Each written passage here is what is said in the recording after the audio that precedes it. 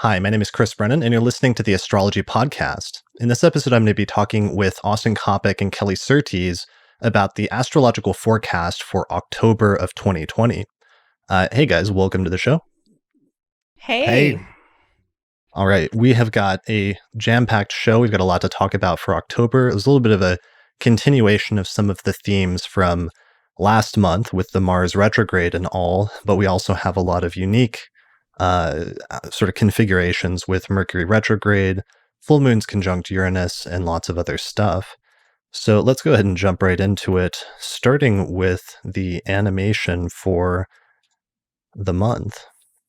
So as always, Paula Bellomini does our calendars each month. She's their illustrator.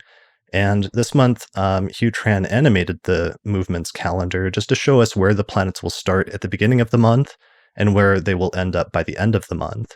So we go into the month, of course, with the Mars-Saturn square between Mars in late Aries and Saturn in late Capricorn being very exact and actually going exact on September 29th.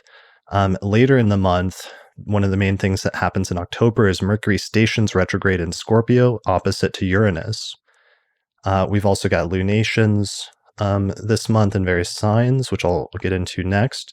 But that's kind of the movements of where the planets start and where they end by the very end of the month.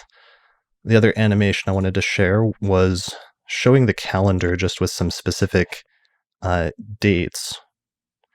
So let me see where my dates calendar is. There it is. All right, so in the month of October, we start out with a full moon in Aries. That's actually the first full moon of this month.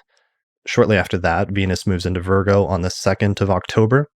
Then Pluto stations direct on the 4th of October. It's the third of 3 planets stationing direct in Capricorn. Jupiter sextile Neptune exact on the 12th. Mercury stations retrograde on the 13th in Scorpio.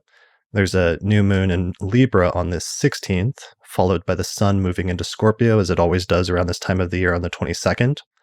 Mercury gets halfway through its retrograde cycle and conjoins the Sun on the 25th. Mercury and Venus go into Libra simultaneously on the 27th, and then we have a full moon conjunct Uranus in Taurus on the 31st. And that's pretty much the core this month of the astrology of October. So that's the brief sort of overview. Now we're going to get into a detailed breakdown starting from the very top of the month for the next hour or so, and then we'll talk about some miscellaneous topics later in the episode once we finish with the forecast. We've got an audience of about 160, 170 people joining us today, so thanks all the patrons who joined us for this live recording of our forecast for October. We appreciate it. Let's get into the forecast, guys. So, we are actually recording this episode a little bit early this month, I think because we were trying to avoid some of the really tough, tense aspects at the very end of September. But that means that one of the main or major aspects of September hasn't happened yet. So we might want to touch on that because that aspect happens, the Mars-Saturn square, on the 29th of September, while Saturn is stationing direct in Capricorn. And that energy kind of carries through into October a bit. So maybe that might be a good starting point for where we're at now. What do you think? Yeah. It's definitely a big vibe, big mood. All right, here's our chart for right now for September 22nd and our little electional chart where we waited for Sag rising here in Denver. Let me move it forward a few days so that you can see what that looks like on the 29th, where we have Mars exactly at 25 degrees of Aries, retrograde now, and squaring Saturn at 25 degrees of Capricorn. So this is the second of 3 Mars Saturn squares, and Mars will then go on to square Pluto and I believe square Jupiter this month as it gets about halfway through its retrograde cycle during the course of October. So how has the Mars retrograde been going for you guys so far? I hear it's been a picnic largely for you up in Oregon, Austin. Yeah. So in keeping with 2020's all the astrology is extremely literal theme, I woke up on the Tuesday about within one day of the Mars retrograde station, and everything was on fire, and the smoke was and the sky was filled with ash. As I'm sure everyone knows, there were big fires all up and down the West Coast, and we'd had a really good fire season. Fire is part of what happens here. And this year we'd had a really good run. And so it was literally the last heat wave before the fall weather was coming. And it coincided with record winds. And so the combination of hot, dry with extremely windy is how you get swiftly moving fires. And so there was one that started maybe 25 miles away, and then just over the course of the afternoon, just climbed up the I-5 corridor towards us. I think maybe it stopped a little under. It got stopped a little under 10 miles away, but we were under like preparatory evacuation warnings for quite some time. And it's funny because what I consistently experience is that Mars retrograde periods are not productive for me, or it's very difficult to be productive. And sometimes those reasons are internal. In this case, they're very external. Having to get ready to go because the wildfires are coming is an external reason. And so, yeah, that kind of like ate a lot of our, the middle of our month. What's interesting, though, what's funny, is that Kate had planned to take a hiatus and close the store down just temporarily for a couple of weeks, in keeping with the Mars retrograde, and just to catch up on some things and get ahead on other things. And so that coincided perfectly with, it was planned to coincide with the Mars retrograde station. And so that ended up being not just a good idea, but a fantastic idea, right? Because, getting a week or two eaten by natural disaster would have been much more trouble if things were going full blast. And so it just kind of shows you that you can plan for things without necessarily knowing what they're going to be. If you know what the nature of the thing is and what it's likely going to do, you can make space for that, or, wrap your plans around it, or create a void of plans where you're more flexible. And we didn't know it would be wildfires. But it was the right answer, even though we didn't know the question. Yeah.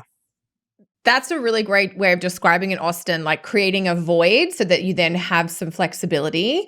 I've had something similar. You also mentioned not being as productive. And I've had something similar where I just, earlier in the year, I was like, I just want to cut down my regular commitments each week just so I have a bit more space. And it turned out that it's been a really good thing, because since this Mars-Saturn square has been forming, I started suffering from migraines again, which I haven't suffered from for a few years. And a little bit related to my hormonal cycle, which when I did suffer from migraines a few years ago, it was connected to that. And when I researched it then, both in traditional Chinese medicine and in Ayurvedic medicine, they talk about it having to do with this excess of heat or dryness in the body. And I thought that was so interesting, because we've been talking about how, Mars and Saturn is creating this very kind of dry aspect. It's a very drying kind of combination.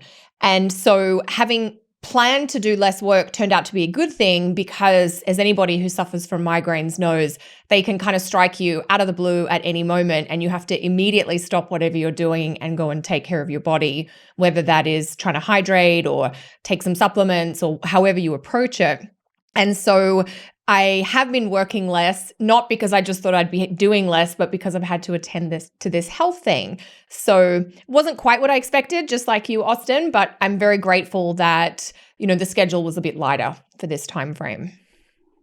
Yeah, it's funny It's like that a wildfire in your head. It basically, because there's usually insomnia that goes with that. So that's also, a productivity reduction thing. it's funny sometimes when it's internal, but still very literal like that, versus like external and very literal. I know all of the astrologers were marveling over how literal the fires were, and just some of the images that were coming out of the West Coast um, around September 9th, like where people in like San Francisco and stuff were waking up and looking outside, and it literally looked like Mars. This is a video that was posted and taken September 9th of a guy that was flying a drone around San Francisco, titled San Francisco Looking Like Blade Runner. And some of the images in that were just wild, of like the atmosphere literally just being this red color, as if it looked like Mars. And that was, of course, the day that Mars stationed retrograde in September, as we talked about in our forecast last month. And we can see in the calendar right here, Mars stationing retrograde on the 9th of September. So the alignment of that was just pretty wild and pretty striking. That was really bizarre to see the news coming out of America just with these red landscapes as Mars was stationing retrograde. It's kind of so literal. Yeah, totally. So, and that's been something that's been interesting for me to get used to over the past few years. Is before I was doing mundane astrology with you guys on a monthly basis, I used to think people were like cherry picking news stories sometimes when things like that would happen, where there'd be an alignment coming up and then something would happen in the news and it would actually be symbolically related. But then you're like, well, that's weird because it's only going to be applying to that one group of people in that part of the world. And it's not like a worldwide phenomenon necessarily. But sometimes that's what I've learned over the past few years, is that's still relevant. And it's just one instance of how the symbolism is manifesting in a way that's visible, that's being picked up by the news for one group of people. But there's probably lots of other manifestations that are happening for different people that just aren't apparent and aren't getting as much publicity, but are still just as relevant in fitting the symbolism in some way. So in that way, it's not really cherry picking to point out those things that are happening in the news, because it happens so consistently when you have a major mundane astrological phenomenon like that. Totally. Okay, so any other Mars retrograde stories or anecdotes that you guys have had so far, or observations about it? I mean, to be honest, I have the local situation has distracted me from the larger national or international situation. We've, it's been watching the fires and, watching a pretty encouraging, like, regional response. Like, a lot of people are helping the people, there's a lot of volunteer work and donations that are going on to help the people whose homes got shredded. Because even though the fires got brought under control-ish around here pretty quickly, that one day of high winds just tore up two small towns near us. And I think we had 2,500, like there was a loss of 2,500 residential structures. It ate through the trailer parks and then ate a bunch of houses before it got stopped. So it's been nice to see people coming together to help. But yeah, I've been somewhat distracted by all that. Yeah, for sure. I've had a few anecdotes, like some of them I can talk about and some of them I can't yet. One of them that was funny in a way in its literalness was, I have Mars in the 12th house in Capricorn. And so transiting Mars going through Aries, since I have Aquarius rising, Aries is my third whole sign house, which the third house has significations like communication, writing, but also short distance travel and cars and things like that. And I remember my friend Cam White earlier this year, he said, be careful driving when Mars goes retrograde, because maybe that's like a car accident or some challenging event related to short distance travel. And what ended up happening is that the day that Mars exactly squared my natal Mars, as Mars was going through the third house, I had this really old car. It was like 20 years old. I've been driving it forever. It had over 300,000 miles and the odometer stopped. So I finally got a new car this year, and I was trying to figure out what to do with the old car. So I had it parked on the street for like a month or two as I was trying to find a way to sell it or to give it to a charity or something like that. And the day that Mars squared my natal Mars, the car got towed and it got impounded because the plates had expired. And what's funny is I didn't know about that at the time because Mars is in the 12th house. So sometimes it's like something can happen and I won't find out about it until later, which is a frequent occurrence with that 12th house thing. But it was a surprisingly literal transit. The positive side about it is it resolved the car issue because now it's just a non-issue and they've taken it away. And like, I don't need to get it back because I didn't want the car and it was almost ready to break down anyway because transiting Jupiter was on 19 degrees of Capricorn simultaneously at the same time. So I was having both an extremely negative transit where the car literally was like snatched away unexpectedly. And I had an extremely positive transit where it's like it resolved the car issue for me, even if it wasn't like what I was originally shooting for. So talking about literal transits there, it's pretty good. This is a good one. Oh, one thing I will say is that as someone who watches mixed martial arts competitions pretty regularly, they're extra fun during Mars retrogrades because you get a lot more unexpected results. So I'm looking forward to some of the big events. There was a decent one last Saturday, and in a very like Mars retrograde theme, two veteran fighters, after watching their performance, everyone was like, yeah, they should retire. Right. Which is very Mars retrograde. They're like, you had a good run and either your body's not there or, your mind's not there. Maybe it's time to hang it up. And that was literally the main event and co-main event from last Saturday. Wow. And so when we were watching UFC competitions during the last Mars retrograde about 2 years ago, there were so many surprising results. There were so many like underdogs and, underdogs being victorious. It was much more shocking. It wasn't just like, yeah, they're slightly better, so they kind of won.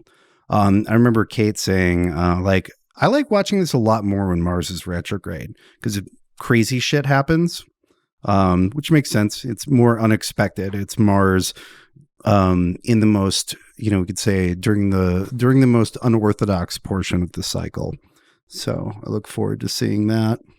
Yeah. And I really just encourage everyone to think about and look at what house Mars is going retrograde in your chart. And sometimes you'll see, because I've had 2 or 3 different manifestations of that transit so far in those house significations. And in the year ahead horoscopes that I did for all of 2020, Lisa Scheim and I went through for each rising sign and gave some delineations of what Mars retrograde could look like and some of the significations it could hit during this part of the house or part of the year. So people should check it out. All right, so let's jump into the very first thing that happens in October, which is right away on the very first of the month. We have our first lunation, which is a full moon in the sign of Aries. So that's really highlighting some signs, the cardinal signs that are already receiving a lot of tension and a lot of attention this year. Here's the chart for that full moon, where we see the full moon will happen at about 9 degrees of Aries. And then only a day later, Mars, of course, will then conjoin transiting Mars, which will be at 24 degrees of Aries, and it'll square Jupiter and Pluto and Saturn, which are all towards the end of Capricorn. So for a lot of people, having a full moon in Aries in the sign where Mars has already been retrograding is going to lead to a sort of culmination of events that have been building up, or highlighting of that part of your life or that part of your chart, especially if that's been active lately due to the Mars retrograde. It's definitely a very amplifying type full moon in that it's just bringing a huge dose of this Mars retro in Aries vibe that we're already so infused with. It's like, let's just make it even more.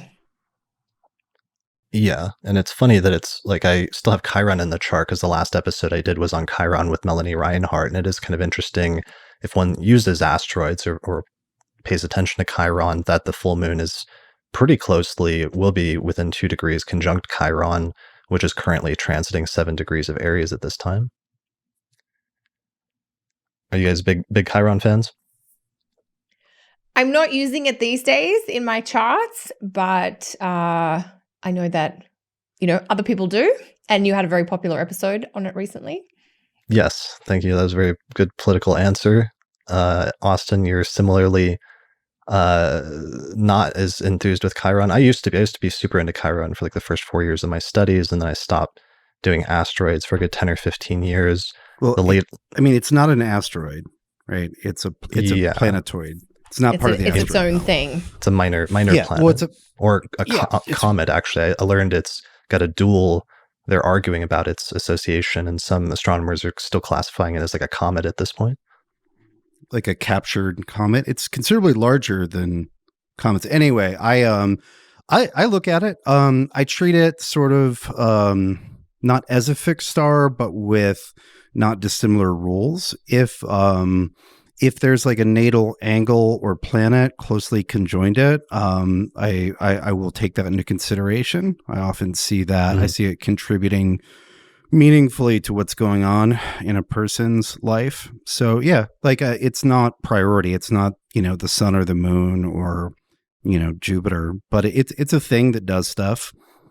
Yeah, I think we can all agree on that it's a thing that does stuff.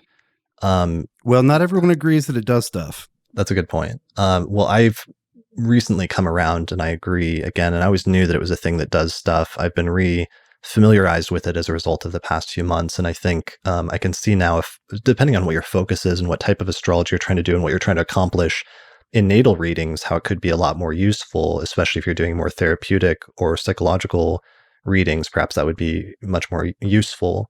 And it's sort of reinterested me in that part of modern astrology in a way. It's probably not something I'll continue to look at like regularly, but I could definitely see how one could do some interesting work with it. And it certainly, at least in my view, is relevant in doing something. All right, but let's get back to the actual forecast. How are you feeling about this full moon, Austin? Let's see. Not looking forward to it. Yeah. Yeah, there's a lot of those things this month. Yeah, I wouldn't say apprehensive. I'm actually, I guess this is appropriate for all this Aries stuff. I'm feeling impatient. I'd like to just get all this over with. Like I've been looking at this for a year and been like, oh, that's going to be terrible. Right. Can we just do this? I'm rather tired of, thinking about what it's going to be like. It's like, yeah, I've got a pretty good idea. Can we just do this and then get to the other side? I would say that this looks inflammatory to me. And there's the full moon itself where we've got, the moon and the sun both at 9 degrees cardinal.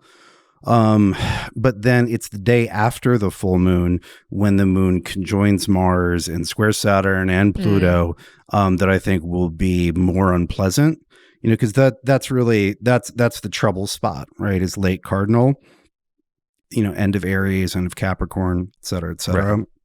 And so, anything, I believe that was one of my proposed titles for last month was, oh my God, something's at the end of the moon's at the end of a cardinal sign again, September.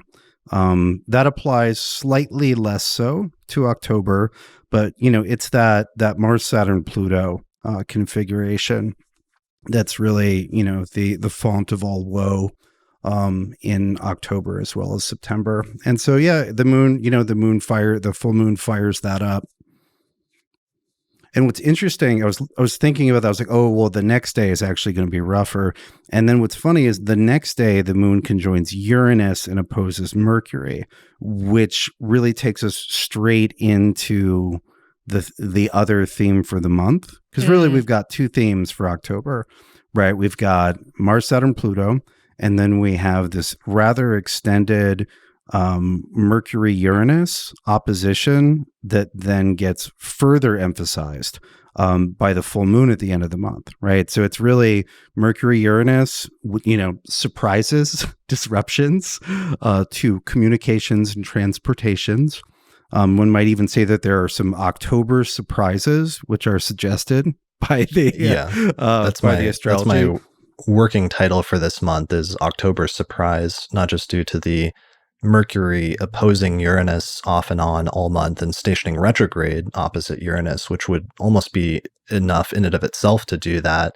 But then discovering that there's also a full moon in Taurus that is almost exactly conjunct Uranus at the very end of the month. So there's like this recurring unexpected surprise and like disruption theme that's happening off and on most of October.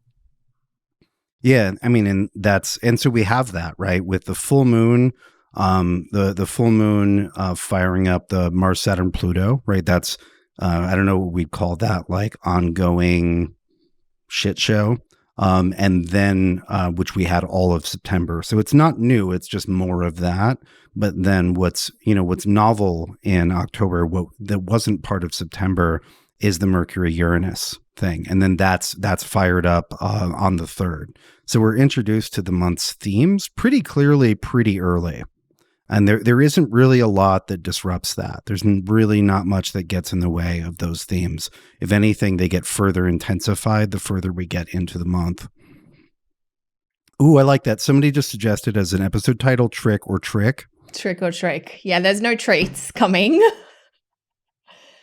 Yeah, I've been thinking about how Mars is so late in Cardinal in Aries and Uranus is relatively early in Taurus. So we have this sort of 36-hour window each month where the moon goes through late Aries and then early Taurus. There's like back-to-back, the moon's with Mars and then the moon's with Uranus.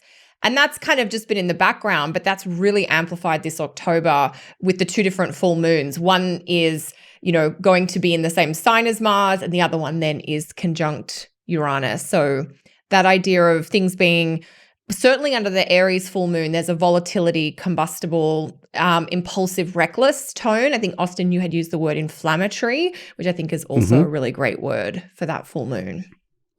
Yeah, that's one of my favorite it's one of my favorite like go-to Mars words because it resonates both internally and externally.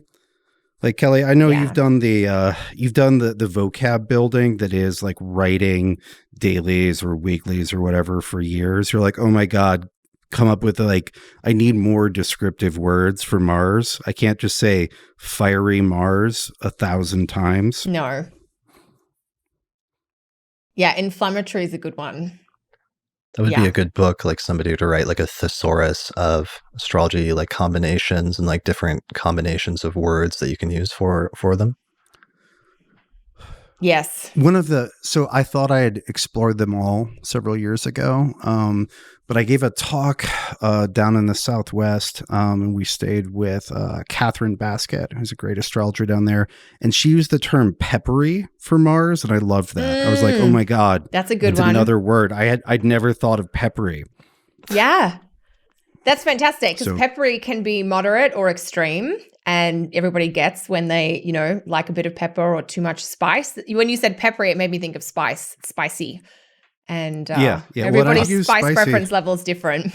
October is like when you're trying to put a little bit of pepper like into your dish, but then somebody's unscrewed the cap and the entire thing falls out. Yeah. That's exactly it. So that is the Mars retrograde. Yes.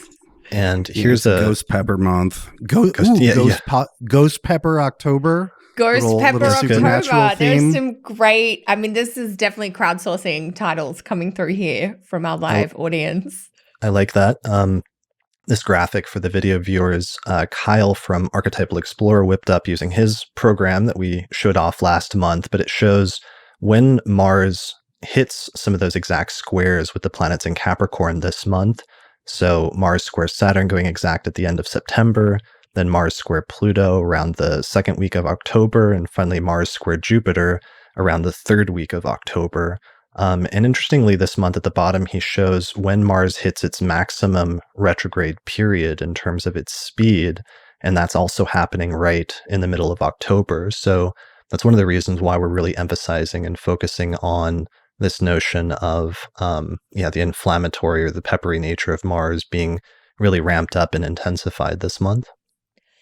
Yeah, there's a lot of it as a general theme. For me, the two standouts when the Mars retro in Aries vibe is really amplified are the full moon at the top of the month in Aries, and the other one is when the Sun and Mars oppose around the middle of the month.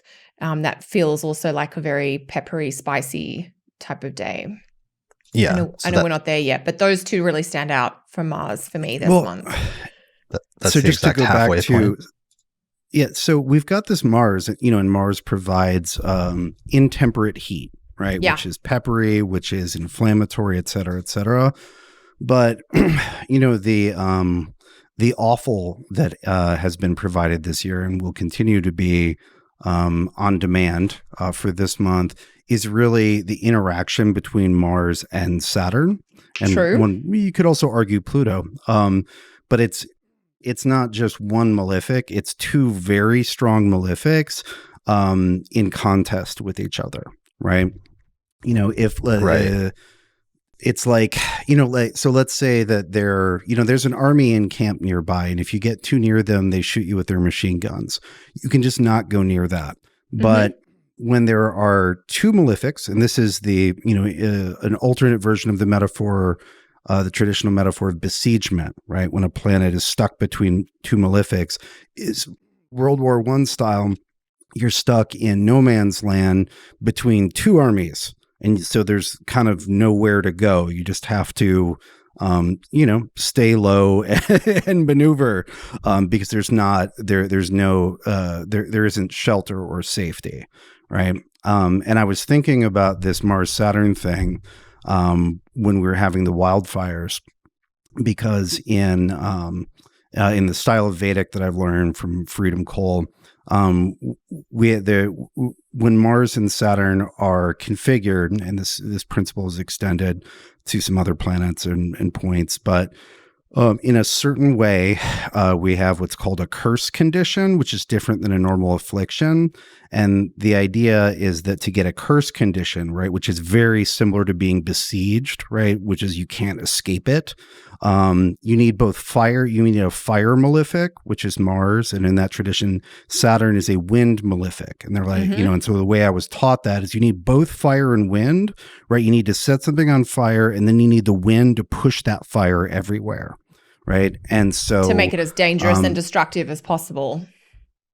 Right. And so what's hilarious, what's kind of hilarious, depending on your mood, as I woke up on, the day of Mars, right on the station on the 8th of September.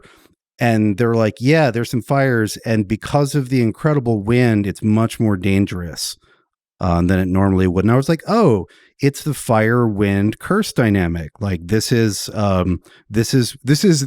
another point for astrology being shockingly literal in 2020. I was like, yeah, that was the metaphor that we were taught for.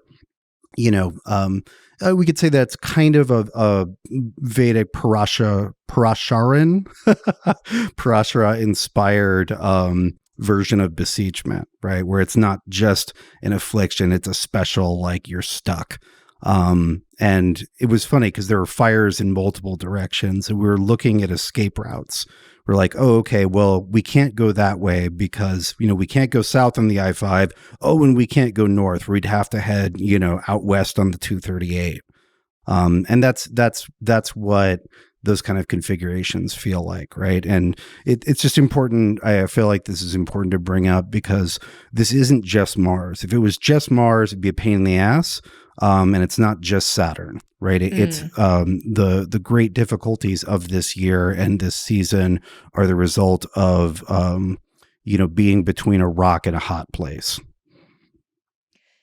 Yeah, one thing, and this is kind of relevant to specifically October, I'm interested when we get Mars and Saturn separated by about 3 degrees, which kicks in around the 10th or the 11th of the month. It doesn't remove the Mars-Saturn stuff. It's still there. But I'm wondering if we see a shift in intensity with that just becoming less degree-based and a little bit more sign-based. We may not see any change, but I'm just holding a curiosity about that because we've been in really tight degree-based Mars-Saturn stuff since about the middle of August.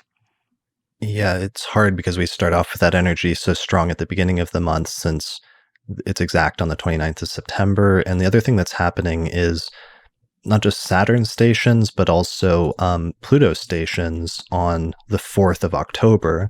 So there's an intensification of that energy of Pluto there in Capricorn, and it's the final of 3 planets, starting with Jupiter, then Saturn, and then finally Pluto, that's stationed directing Capricorn and begin moving forward again, indicating a sort of intensification of that energy, and Mars squaring all of them still around that time. But then you're right, at least it does start to finally get some distance from Pluto, or Mars starts to get some distance from Saturn after that. Yeah, we do have the Pluto station. Sorry, so- yeah, Austin? Oh, no, I was just going to say, Kelly, I think that I would agree that we would get some relief from that getting further than 3 degrees out if Pluto wasn't right there. Pluto, I don't know whether Pluto is a fire malefic or a wind malefic or what, but it's definitely not it doesn't a benefic. help. Yeah. And then we have the sun heading towards. We do have the sun T-square and all that. What is the our, just to give people some keywords again really quickly, what are our Mars square Saturn keywords? Like frustration, I know, is a major one that we used last month, like being between a rock and a hard place. What else? There's a lot of pressure. The competing Mars-Saturn, I really see as like this competing pressure between immediate things and long-term things, and feeling like your time or your energy or your resources are really spread thin between what must be done today and what you're trying to plan for or provide for in the future. So there is this real pressure that can almost be visceral. It can weigh you down in your body, so that you can feel older or more burdened. Okay, so that's the main theme at the beginning of the month. Yeah, well, it pretty much runs all month. It loosens a little bit and then tightens for other reasons. We're not getting away from Mars-Saturn. Mm-hmm. One thing I would add with Mars-Saturn is that there's and this connects to things like frustration and that conflict between long-term priorities and short-term actions.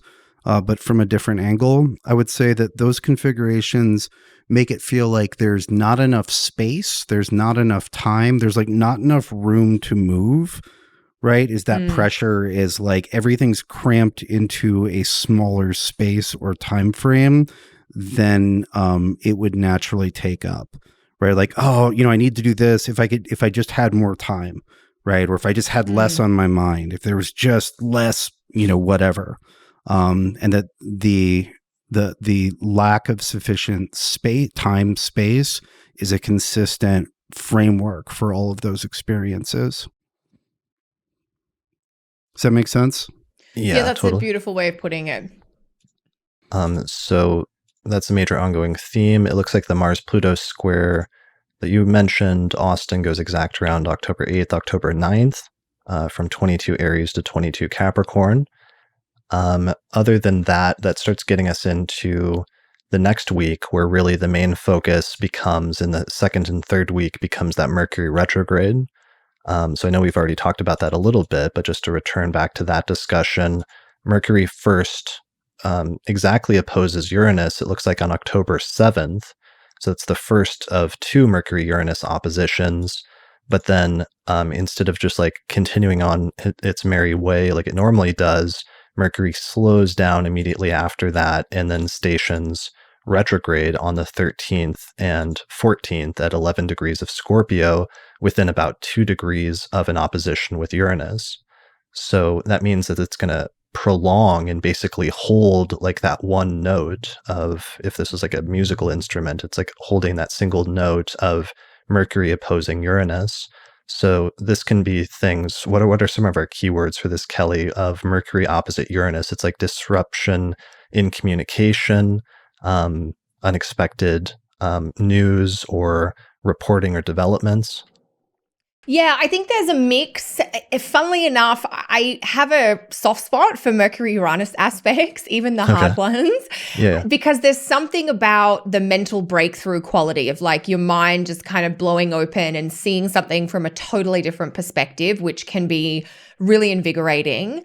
But of course, this isn't just a usual Mercury-Uranus aspect because we're going to get 2 exact hits, but Mercury is very slow moving the entire time. So it might feel this constant sense of being bombarded with new or out of the box or unexpected, surprising or shocking information.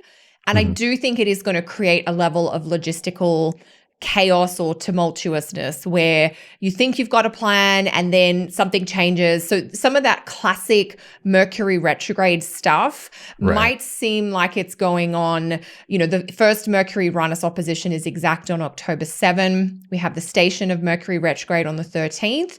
And then we have the second Mercury-Uranus aspect later in the month on the 19th. So there is this real sense of there'll be a level of some maybe excitement or that's interesting news, but there's also going to be some of that topsy-turvy shock factor with what's coming out, I think.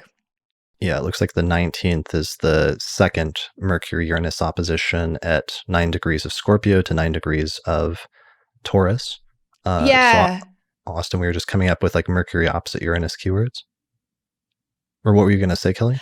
Just the Mercury-Uranus oppositions, the 2 of them are at exactly the same degrees. So the first one is at 9 Scorpio-Taurus and the second one is at 9 Scorpio-Taurus. So it's very much hitting that particular part of Scorpio-Taurus.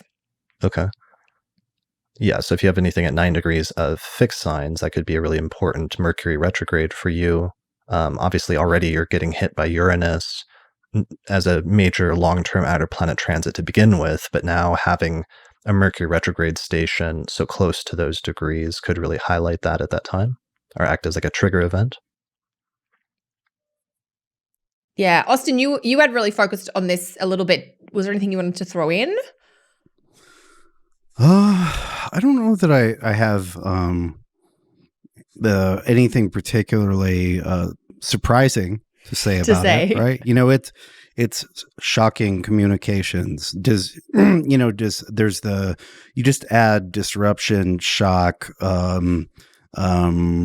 disruption, shock, potentially innovative to any of the Mercury words. Like it's a disruption of delivery, of communication, of travel, a shocking message, a disruptive communication. And sometimes, as I believe you mentioned, these can, sometimes Mercury Uranus can be really good for getting you out of thinking about things the same way that you've been doing it, that hasn't been working, taking like an entirely different angle on an ongoing situation, breaking up old and stagnant thoughts. And sometimes that's useful, sometimes that's pleasant, and sometimes it's not. Sometimes you're like, oh, I've been doing it wrong the whole time. Yeah. And sometimes it's, sometimes it's more gentle.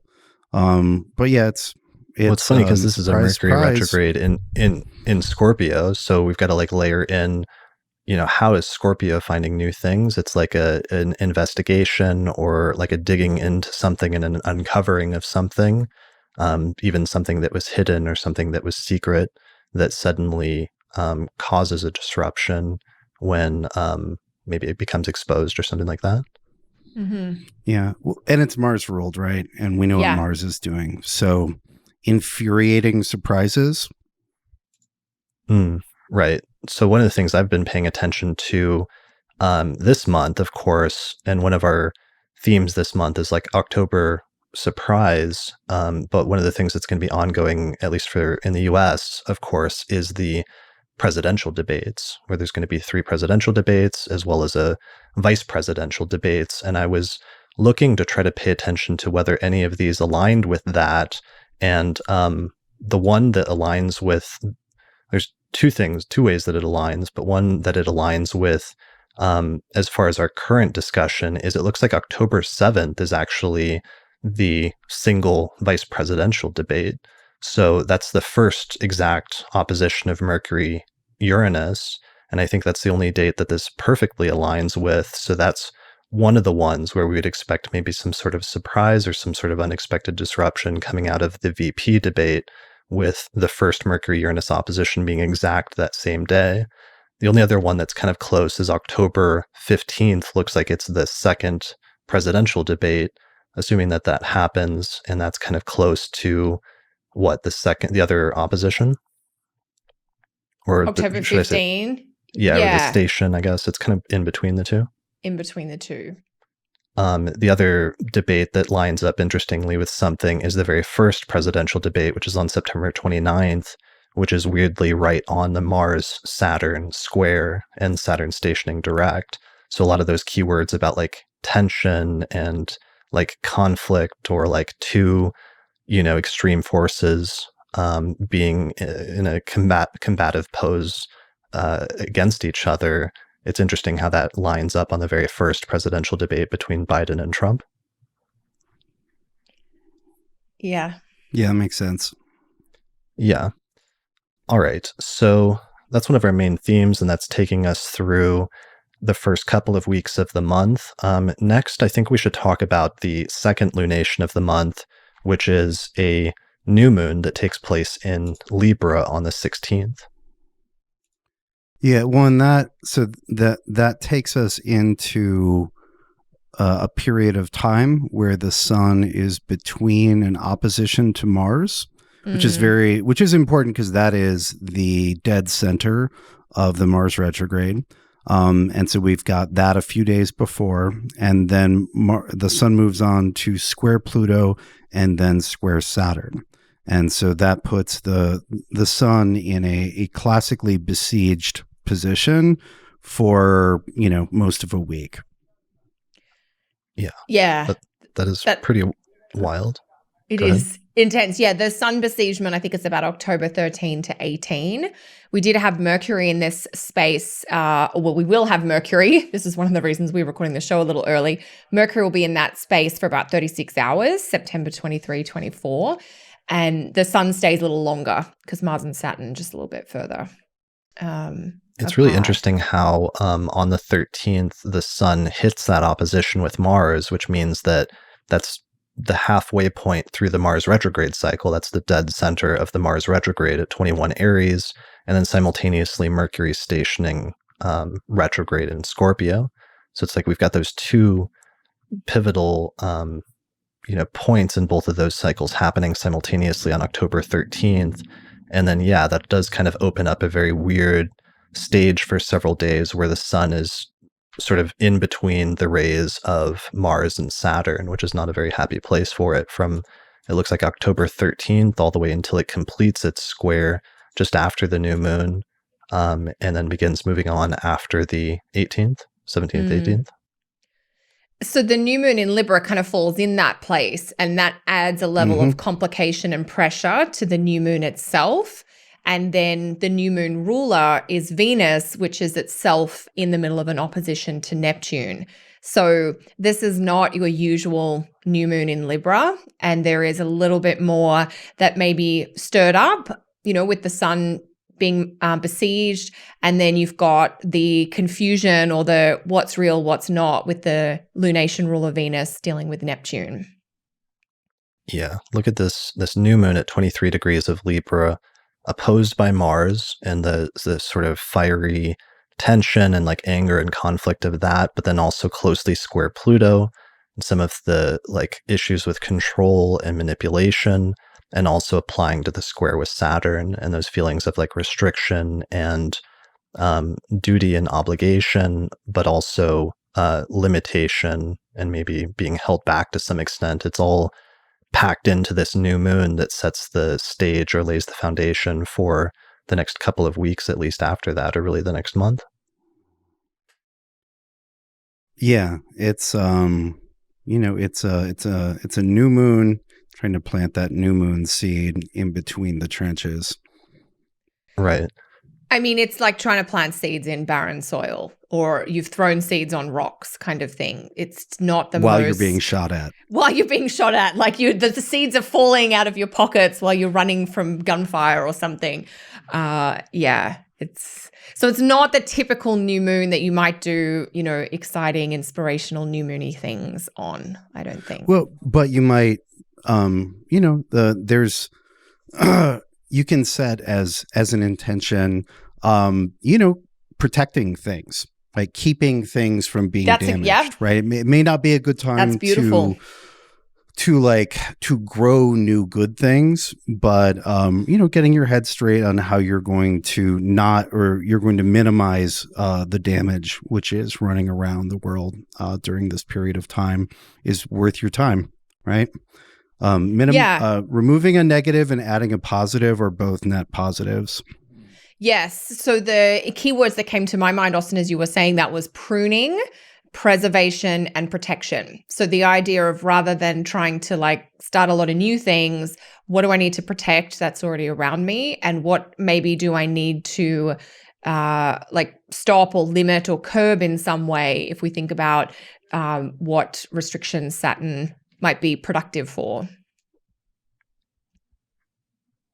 And that brings up, so the ruler of the new moon is Venus, and it's one of the few planets that's kind of swooping in to help out a few times this month, or at least attempting to, as it travels through Virgo, and is one of the only planets that's not getting caught up in all of this weird, either cardinal stuff that's very tense in between Libra and Capricorn and Aries, or isn't getting caught up in a harsh way in the Mercury-Uranus opposition, but instead it, for example, on the 12th, Venus sextiles Mercury and trines Uranus, or later in the month on, looks like the 19th, the 18th and 19th, Venus is making a very nice trine with Jupiter, which is one of the few kind of positive aspects to look forward to this month, although unfortunately it's not a completely clean, nice aspect because it's opposing Uranus at 18 degrees of Pisces almost simultaneously, which is kind of making things a little bit less clear, a little bit more nebulous, a little bit more tricky than I might like with the Venus-Jupiter trine. But it's one of the few offsetting sort of positive factors I feel like this month. The Venus-Jupiter is definitely it's there. It's not the most lush Venus-Jupiter trine, but it's still part of the piece. Mm-hmm. Yeah. So Venus going through Virgo this month, and it's pretty much spending the entire month there until the 27th. But that is one of our transits, if anybody has any personal things in Virgo that could be receiving positive conjunctions from that. All right. So aside from the new moon in Libra on the 16th, after that, we pretty much start rapidly getting into the final phases of the month. And we get the ingress of the sun, which moves from Scorpio to Libra on the 20th, or moves from Libra to Scorpio on the 22nd. Yes. Scorpio season begins. Shortly after that, we get the halfway point in the Mercury retrograde cycle when Mercury conjoins the sun. It looks like on October 25th. So Sun-Mercury conjunction at 2 degrees of Scorpio. And then just a couple of days later, we get this interesting shift that happens simultaneously when both Mercury retrogrades back into Libra, and then right at the same time on the same day, Venus ingresses into Libra. So there's this sudden shift on the same day on the 27th of October of both of those inner planets suddenly emphasizing the same sign from either end of it. And suddenly That's really interesting. Yeah, that's going to be a shift. There's some sort of shift occurring right there on that day, because then by moving into that sign, of course, we then get both inner planets that previously weren't now suddenly start emphasizing and highlighting, again, one of the other cardinal signs, which are the major signs in this part of the year that are getting all of those tense aspects between all of the squares between Capricorn and Aries. Yeah, it's quite striking. I mean, it's always interesting when you see personal planets both decide to jump into the same sign at the same time. And then with Mercury being retrograde, it's a big dignity change for Venus. And normally we'd be super celebratory about that. But given the other planets that she's now going to form more dynamic aspects with, it's definitely a tempered Venus in Libra for 2020. Yeah. And of course. Go ahead, Chris. I was just going to say, of course, what this entire Mercury retrograde is leading up to, which we mentioned previously, but we should reiterate here because it becomes very quickly more relevant, is it's stationing direct at 25 degrees of Libra on November 3rd and November 4th, which just happens to line up exactly with Election Day in the US. So we've got an entire Mercury retrograde buildup, which suddenly stations direct on Election Day. Well, and how interesting is it that we have a shocking number of planets in cardinal signs, right? Like we have literally every visible planet other than the sun and the moon in cardinal signs for a while there, right? Yeah. And if we're talking about like momentous events, right? And, cardinal signs are supposed to create new situations, not inherently towards the positive or the negative. But, I think we can all agree that, we're what happens in the fourth quarter of 2020 is going to set us up for a lot of what we're going to be doing for a while. And so it's just interesting to see a huge preponderance of cardinal signs there, or of planets in cardinal signs, right? We have Saturn, Jupiter, Pluto, Mars, Venus, Mercury in cardinal for a while. And then the moon, 1/3 of the time. Yeah. Even the moon later on election day actually moves into a cardinal sign, speaking of, as it goes into Cancer. Yes. Very nice. So, and of course, we talked about on the forecast last month about how the last time in the US there was a Mercury retrograde direct station on election day was, of course, 20 years ago in the 2000 election, where there was a hung election and the result wasn't finally decided until many weeks later. And the question of whether we're going to be in a similar situation with this upcoming election. Yeah. I mean, I think that's a given at this point. I was thinking about it earlier today. And I was like, the impressive prediction at this point would be figuring out when that's resolved, right? When there's a clear result. Yeah. Right. Like, that's almost harder than picking the president, than picking who wins, because that's literally a coin flip, right? Like you could accidentally be right about that, but it would be more challenging and perhaps more impressive to figure out when that coin stops balancing on its edge and then falls heads or tails, right? Because it's like, well, does it take until, does Mars direct do that? No, I don't think so. Right. Mars direct, the thing about, and one thing to know, let's state the date on that. Get so too far ahead. Mars. It's Friday the 13th of November. So let's state that as a candidate, though, because I think we all agree that could be a candidate. Even if you're saying, no, you don't think that's the final one, let's just throw that out there. I think that's when the war really starts. I think that's actually Mars stations, direct stations. The direct station of Mars is not a cessation of conflict. It is a change in the direction of conflict in a more direct, forward-moving direction. So I would say there's no way that's that doesn't say accord. I don't think there's any chance of that. And then we look to the eclipses that come later. Go ahead. It could be. Let's just put together a list of major turning points as potential important turning points for whatever the hell happens on election day. So we have election day itself, which is Mars stationing direct, or Mercury stationing direct.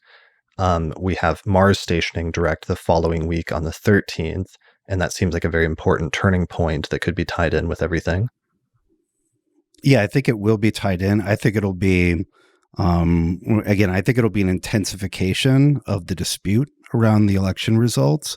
And then we have the pair of eclipses, which follow that. In November, we have the full moon, the lunar eclipse, at the end of November, which, as we noted in the year ahead, happens to take place with the sun and moon both tightly conjunct royal stars, and so seemed even then to absolutely have something to do with the election.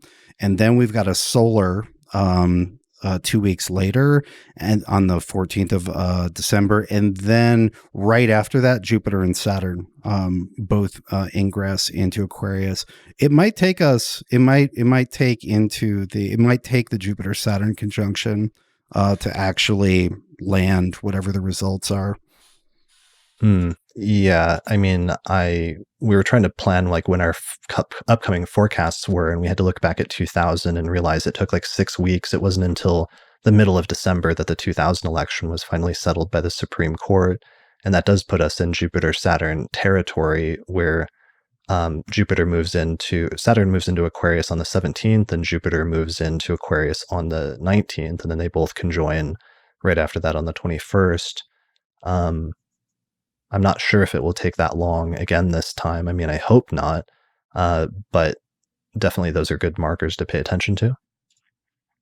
Yeah, I think those are the markers. That does bring us to the Jupiter-Saturn conjunction, though, because that's something I've been really thinking about a lot and reflecting on, and maybe revising some of my previous feelings just in light of everything that's going on, where I know in the year ahead forecast that we recorded last November and released in December of 2019 for the entire next year of 2020, we saw all these really tense aspects coming up.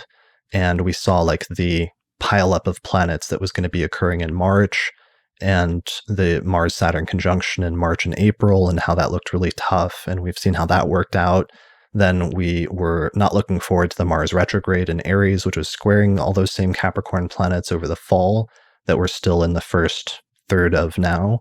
And the Jupiter-Saturn conjunction was one thing that we often ended up kind of trying to frame as like something more positive to look forward to at the end of the year. And we could all see that it's going to be a major shift. And like every astrologer in the world knows that that's a huge shift at the very least, because it's a somewhat rare conjunction that only happens every 20 years between Jupiter and Saturn itself. But then more significantly, it's also Jupiter and Saturn switching into a new triplicity, where they're going to start conjoining in air signs now for the next 200 something years, whereas they'd been conjoining in earth signs for the past 200 years. So we can see it being a century defining shift in that way as well. And while I still think there's many things to be optimistic about, I'm also a little bit more worried about that being a significant shift that doesn't necessarily have to be positive for everybody. And it's made me start rethinking that in terms of like how much optimism we should attribute to that versus if we should be a little bit more cautious about, saying that this is definitely going to be a great shift necessarily. Yeah, well, I think there's a lot to say about that. So I'll start with one piece. So in his works, Ben Dykes translated a bunch of old stuff, as we all know, and he put together 2 volumes of mundane material maybe 5 years ago. And in one of those, he uncovered something really interesting about the way that Jupiter-Saturn conjunctions were treated. And that was that in addition to the sign of their where they conjoin visibly in the sky, the astrologers who were using these techniques also looked at their mean conjunction, which is a mathematically idealized conjunction. And what's interesting about the mean conjunctions is that they're perfectly regular. So you just have that 200 years and then elemental switch, and 200 years and then elemental switch. Whereas the visible conjunctions are a little eccentric. And I was really interested in this. And so several years ago, I was like, oh, which is the right one? And there was some question, right? Because according to the mean conjunction version of Jupiter-Saturn, we moved into the age of air in 2000. And if we look at how digitized things have become since then, and how much the air element has in many ways become the dominant element, that makes a lot of sense. But the visible conjunction was in Taurus. And so what's interesting about this Jupiter-Saturn in 2020 is that it brings both of the 2 different measurements into alignment. There's no disagreement between the abstract mathematical and the apparent. And so I've been looking at the periods of time where those 2 cycles are in disagreement, and then when they're in agreement, as sort of periods, interstitial periods. And sometimes those interstitial periods will run for 60 years. In our case, we entered that halfway, in one, we entered a divergence where it looks like air from one perspective and Earth from another perspective in 1981. And so we've been in between Earth and air since then. But with our conjunction at the end of this year, both are in agreement. And so this is sort of like, it makes me think of the William Gibson quote from, I don't know, 20 years ago, which he said that the future is here. It's just not evenly distributed. Right. Whereas now, now heading into the end of 2020, here's the future. Like everybody can see what we're going into, or at least what the conflicts will be. And there's a bunch of other stuff, but that's part of, it's not just a Jupiter-Saturn.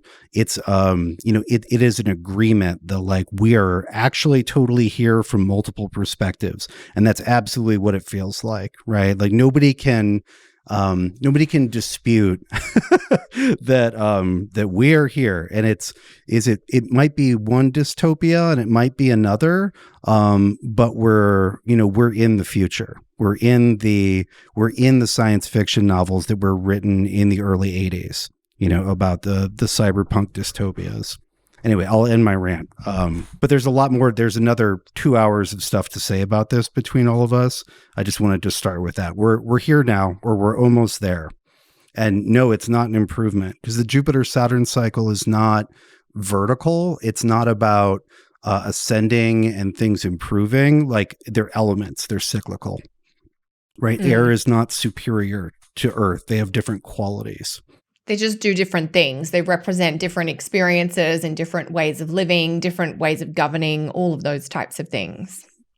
Yeah. Well, and some things rise and other things fall during the different periods. And we're definitely in a period where there's about to be a major shift. But that's what started making me nervous, is I decided to go back, especially just because of some of the discussions and some of the disruptions and the interruptions and sometimes like tampering with the entire democratic process that's already occurring in this election started making me nervous, seeing that big shift come up. And previously treating it more optimistically, I started thinking back to 2016 and hoping I myself wasn't having a blind spot about being overly optimistic about that conjunction coming up, and knowing that there was about to be a major shift that would have worldwide implications. So one of the things I was doing was going back and looking at previous shifts and previous conjunctions. And one of the ones that started making me more nervous was seeing what happened around the time when the Roman Empire went from a democracy to something that was led by a specific emperors, basically when the age of the emperors began. And that happened, according to most historians, around 27 BCE, when Octavian became the ruler of Rome, basically, and the Senate granted him overarching power and gave him the title of Augustus. And the thing that I thought was kind of startling that I noticed about that is right around that time, in 26 BCE, there was also a Jupiter-Saturn conjunction that occurred in the opposite sign from the one we're going through now, at 2 degrees of Leo. And it was also closely a conjunction with Pluto, which was at the end of the previous cardinal sign in Cancer. So I thought that was a little weird, because that's almost like the exact, not opposite, it's a very similar thing that we're going through now, of a triple conjunction of Jupiter, Saturn, and Pluto, just taking place in the opposite signs of Aquarius and Capricorn. And that will go exact, of course, later this year in December. So I wanted to state that as a thing to sort of like encourage people, let's say, to not be complacent and not assume, things will go one way or another, but perhaps to try to be active, especially if you are political, in the political process, and perhaps encouraging everybody to get out and vote, because it could make a difference in this instance, whoever it is that you're voting for. Yeah, what do you think about? Find. Yeah, I hope not, but it could be. We'll see. What are you thinking? Have you had any renewed thoughts about the Jupiter-Saturn conjunction, Kelly? One of the things that's been playing in my mind is the fact that it's such a large cycle that's changing. We've got, loosely speaking, the end of a 20-year cycle and the end of the longer, Jupiter-Saturn Earth elemental cycle, which is sort of 150 years plus. And it's been seeing how much tumultuous stuff has gone on this year, of course, combined with Saturn Pluto. We do get Saturn Pluto every 40 years, every 38 years. I think Saturn Pluto make a conjunction, which is important, but to have a number like a 38-year cycle, a 20-year cycle, and a 150-year plus cycle all reset at the same time or in the same 12-month period, that to me is quite striking. And whichever way you're coming at it, there's a huge amount that is energetically, if you want to use that word, being recalibrated. And this is kind of a macro version of what we do with client transits. When things are massively updated at a cycles level or at, a tonal level in terms of planetary interchange, there is a lot of transition and upheaval as things on Earth or in day-to-day life adjust to this new influence. And I think we are seeing that in, incredibly extreme ways. Maybe we underestimated how extreme, everyone here recalibrating to that tonal shift would be, or that elemental change would be. It seems like, okay, this is par for the course. And when, to your point, Austin, we were talking about, Earth versus air, Earth is quite stable and air is movable and mobile. So the parts of us as humans that like stability and consistency and reliability, even if we didn't like the environment, we could rely on it to be similar tomorrow. And you may or may not have liked that. Going into air, we know there's going to be things that are much more variable, things that are much more in flux, and that certainty is maybe less likely, or we have to work a little harder to find it. And as humans, the way our psyche and our psychology works, we gravitate towards certainty. It gives us comfort. It tones down our anxiety. And so I think maybe all of us just getting that deeper understanding of, what is air and how is it different to Earth can help maybe express or explain what we're all navigating right now. Yeah. So major. An example of Earth to air that occurred to me as you were talking, Kelly. With Earth, like something steady that you don't like versus, an unsteadiness that you don't like. It makes me think, what popped into my head was the sort of the type of office work which was satirized in Office Space, right? That Mike Judge movie from 20-some years ago, whereas people just going insane doing, or, feeling driven insane doing, low-level paperwork and just like endless busy work, but it was steady. There wasn't much advancement. It was pretty soulless, et cetera, et cetera. We can compare that to like the hustle of gig work, like you're driving Uber or whatever, or you could literally be doing the same sort of clerical data processing stuff, but like on a gig basis, and you're not stuck, right? That's the Earth part. Like, congratulations, you're not stuck at that desk for 20 years. But then the negative part is like, oh, I don't have that that thing that I hated to rely on. Right. Yeah. Where there's, there's benefit here, there's negative there. But, you have a lot of positions that are going to pay pretty similarly. It's not like most of those office jobs in the 90s were fun or good or gave you a future. But there was like that future was there. Right. And so speaking of when we talked about this earlier, I thought the best possible reframe on like, how is the Saturn-Jupiter conjunction positive but not positive? And I had this metaphor that I've been working with that was comically negative, that Kelly, you had a much better version of. So I'll give my comically negative version one.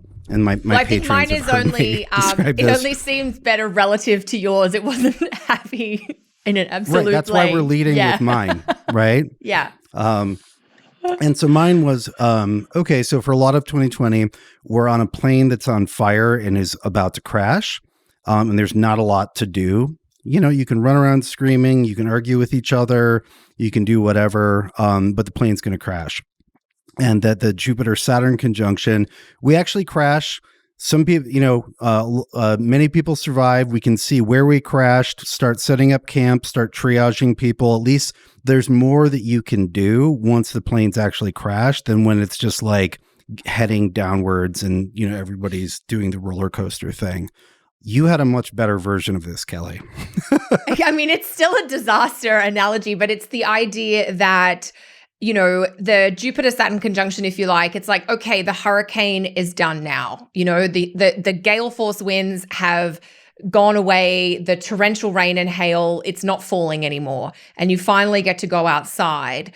Now, there's a huge amount of cleanup and repair and recovery that is going to be needed, but at least the hurricane is not it's not turning everything upside down around you. So that they were the best analogies we had. Well, and I like that one a lot better for a variety of reasons. It's not quite as, I don't know, hilariously negative, but I also like it because it's an air metaphor.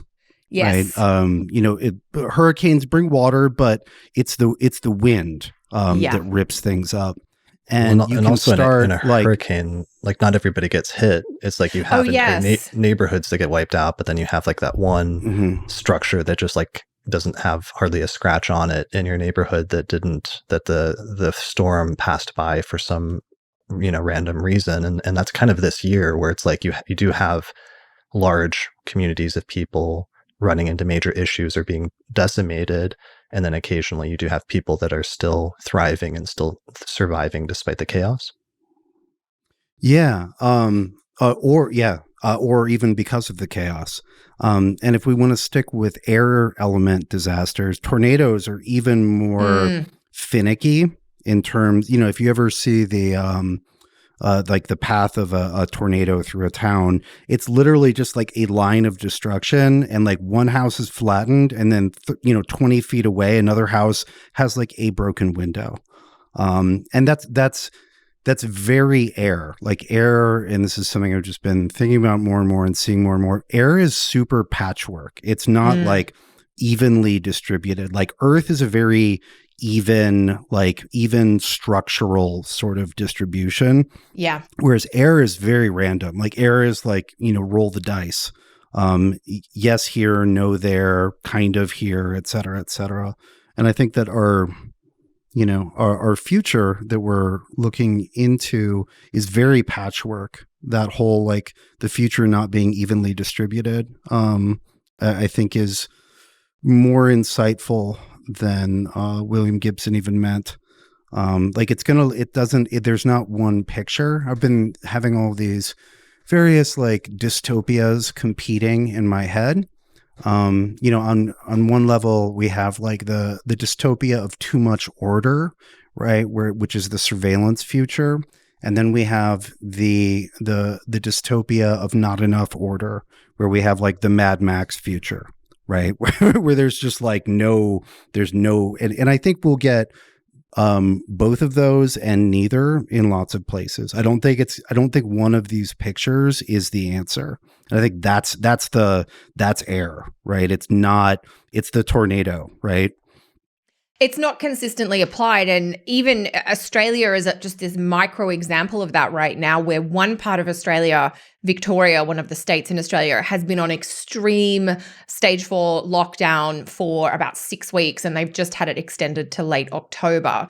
Whereas other parts of Australia, people are just, going about life in more of a regular fashion. And it's that idea of the patchwork, like, in the US, we've got part of the country's burning, part of the country did actually have a hurricane. And there are parts of the country where there's a little bit of a sort of irregularity kind of going on. So that's a really great way of describing it, like, Austin, the patchwork and the idea that it's not consistently applied. Yeah, it's a crazy quilt, I think they call it. When you stitch a bunch of like patches together that don't necessarily form one big picture. Yeah. So that's the back to the hurricane. Zoomed out big picture version, because it's hard not to situate this stuff within the broader context of the larger cycles that are coming to completion later this year. I mean, this whole year has been carrying us to that, whatever that picture is, or Yes. set of pictures, set of clashing pictures.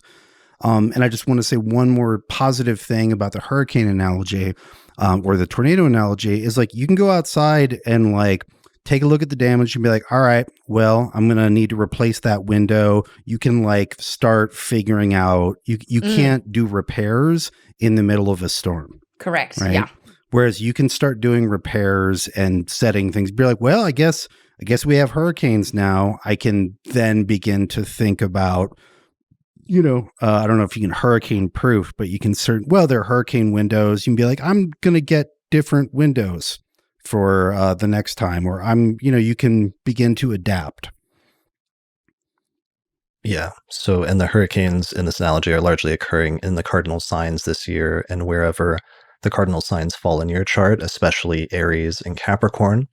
And then the new shift in the foundation in December with the Jupiter-Saturn conjunction will take place in Aquarius. But to take us back to October, there's one final thing we have to discuss towards the end of the month, which is the month ends and culminates with a full moon in Taurus conjunct Uranus on the 31st of October, right on Halloween. Yes. Yeah, so we actually have a full moon, which is like a culmination of events or a bringing to light and sort of shining a spotlight on a specific sign of the zodiac, which is Taurus in this instance. But for some reason, it's almost exactly within, what is that, like 5 minutes of arc conjunct Uranus at 8 degrees of Taurus. So it's like shining a spotlight and bringing to culmination, but also something that is unexpected or disruptive or innovative in some way simultaneously about that. So it's a continuation of our October surprise, and it basically culminates on Halloween. Which is like peak surprise with a full moon conjunct Uranus. Yeah. Right before the election. Yeah. So that is why October surprise was our theme this month, or one of our themes, just because it's not just the Mercury retrograde that's bouncing back and forth between Taurus and Scorpio and that opposition between Mercury and Uranus, but it's also this full moon that we end the month with conjunct Uranus as well. Yeah. Because back in the olden days, before, I'm not even talking pre-COVID, I'm talking before Uranus went into Taurus, we used to get really excited about a full moon in Taurus. Yeah, because the moon's supposed to be exalted there, and it's an earth sign. It's supposed to be a little bit more stable, a little bit more grounded. But with Uranus there, it's almost the opposite. There's something destabilizing about it. There's some sort of contrary energy that's throwing that off, sort of in the way that we've been dealing with, like when we have planets going through Virgo and things are supposed to be very meticulous and very clear, especially Mercury and its ability to communicate in Virgo. But when it's going through the middle degrees of Virgo at this point, it opposes Neptune, and you almost are getting the opposite quality of a lack of clarity at this time. There's sort of a similar vibe here with Uranus and Taurus. Yeah, it feels like... I would... You go, Austin. What you may get in a way that fulfills the stabilizing, significations of the moon in Taurus is on a personal level, not on a collective level this year, right? This will just be like more shocking turns of events in the news. And probably, I imagine the Earth will probably do some destabilization around that time as well. But on a personal level, what I've seen with Uranus and Taurus is sometimes it's like a totally new approach to stabilizing things.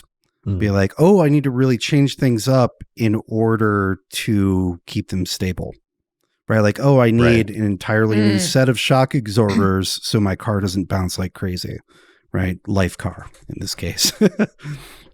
And so that is, sometimes even Uranus is destabilizing, volatilizing, catalyzing action can lead to stability. Or a more capacious stability, but through contrary action, through destabilization, or through shock. Yeah, I love that. So seeking greater stability through making radical changes. And I've seen that with, especially like some of my Taurus rising friends, upending and relocating. I've seen a couple of them just decide to completely relocate and move to a different part of the country to just change the entirety of their scenery. And it was a very destabilizing, but then eventually, once they settled down, very stabilizing as well, having that new environment. Yeah. I mean, Or go ahead, Kelly. I was just going to say one thing that it is good to keep in mind, and what you are both saying is reminding me of this, is that with Uranus, the process of change can be very tumultuous and there can be a lot of upheaval and destabilization. But I always think about Uranus as change that leads to new freedom. And so the change or the upheaval that Uranus can stir or stimulate usually has an outcome that is worth getting to.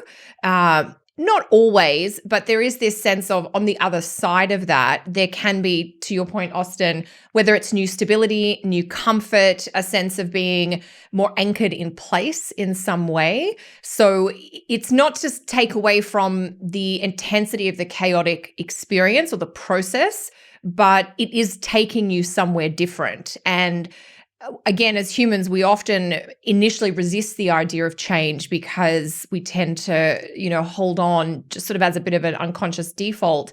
But when you are frustrated with things in your life or they're not going the way you want them to, sometimes that big change is what you need to jumpstart or to jolt this kind of whole new chapter or whole new set of experiences. Yeah, definitely. So that'll be important for people to pay attention to what part of the chart and especially what house that full moon falls in your chart at 8 degrees of Taurus. And think about that, especially in that area of your life, as being the potential area or zone where some of those changes and disruptions could take place.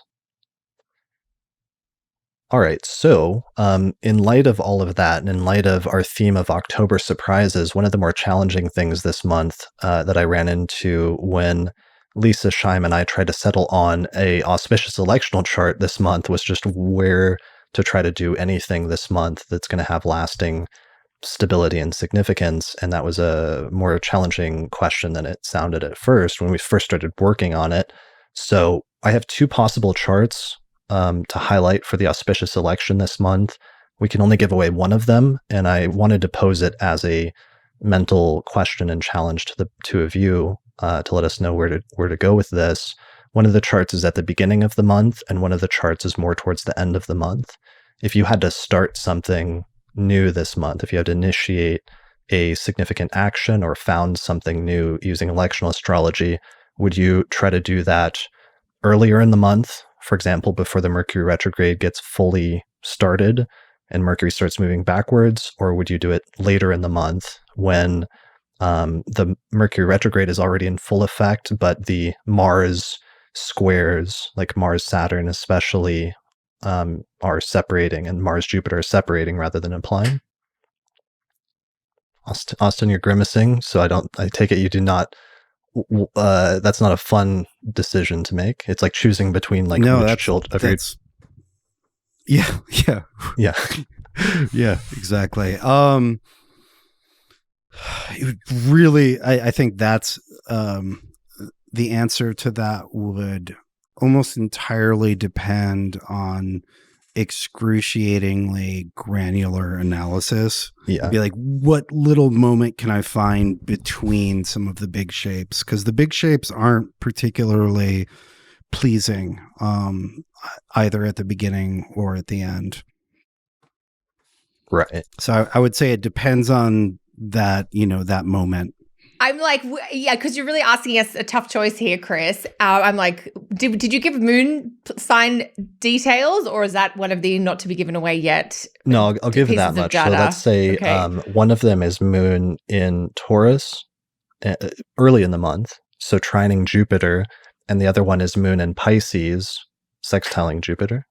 So both of them were focusing on positive flowing aspects between the moon and Jupiter.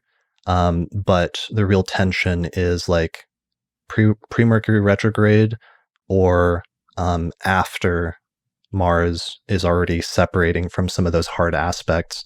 And I should pull that up again, that artwork from Archetypal Explorer, because it really emphasizes exactly when that's happening and how we're heading into it in the first half of the month, but it takes a little while before we get out of it. So here's the Archetypal Explorer thing from archetypalexplorer.com. Shout out and thanks to Kyle. So we got the Mars-Saturn square at the end of September, then Mars square Pluto, second week of October almost, and then like third week of October, Mars square Jupiter. And we forget to mention that, but remember this is the second of 3 Mars square Jupiter transits that will go exact this year due to the Mars retrograde.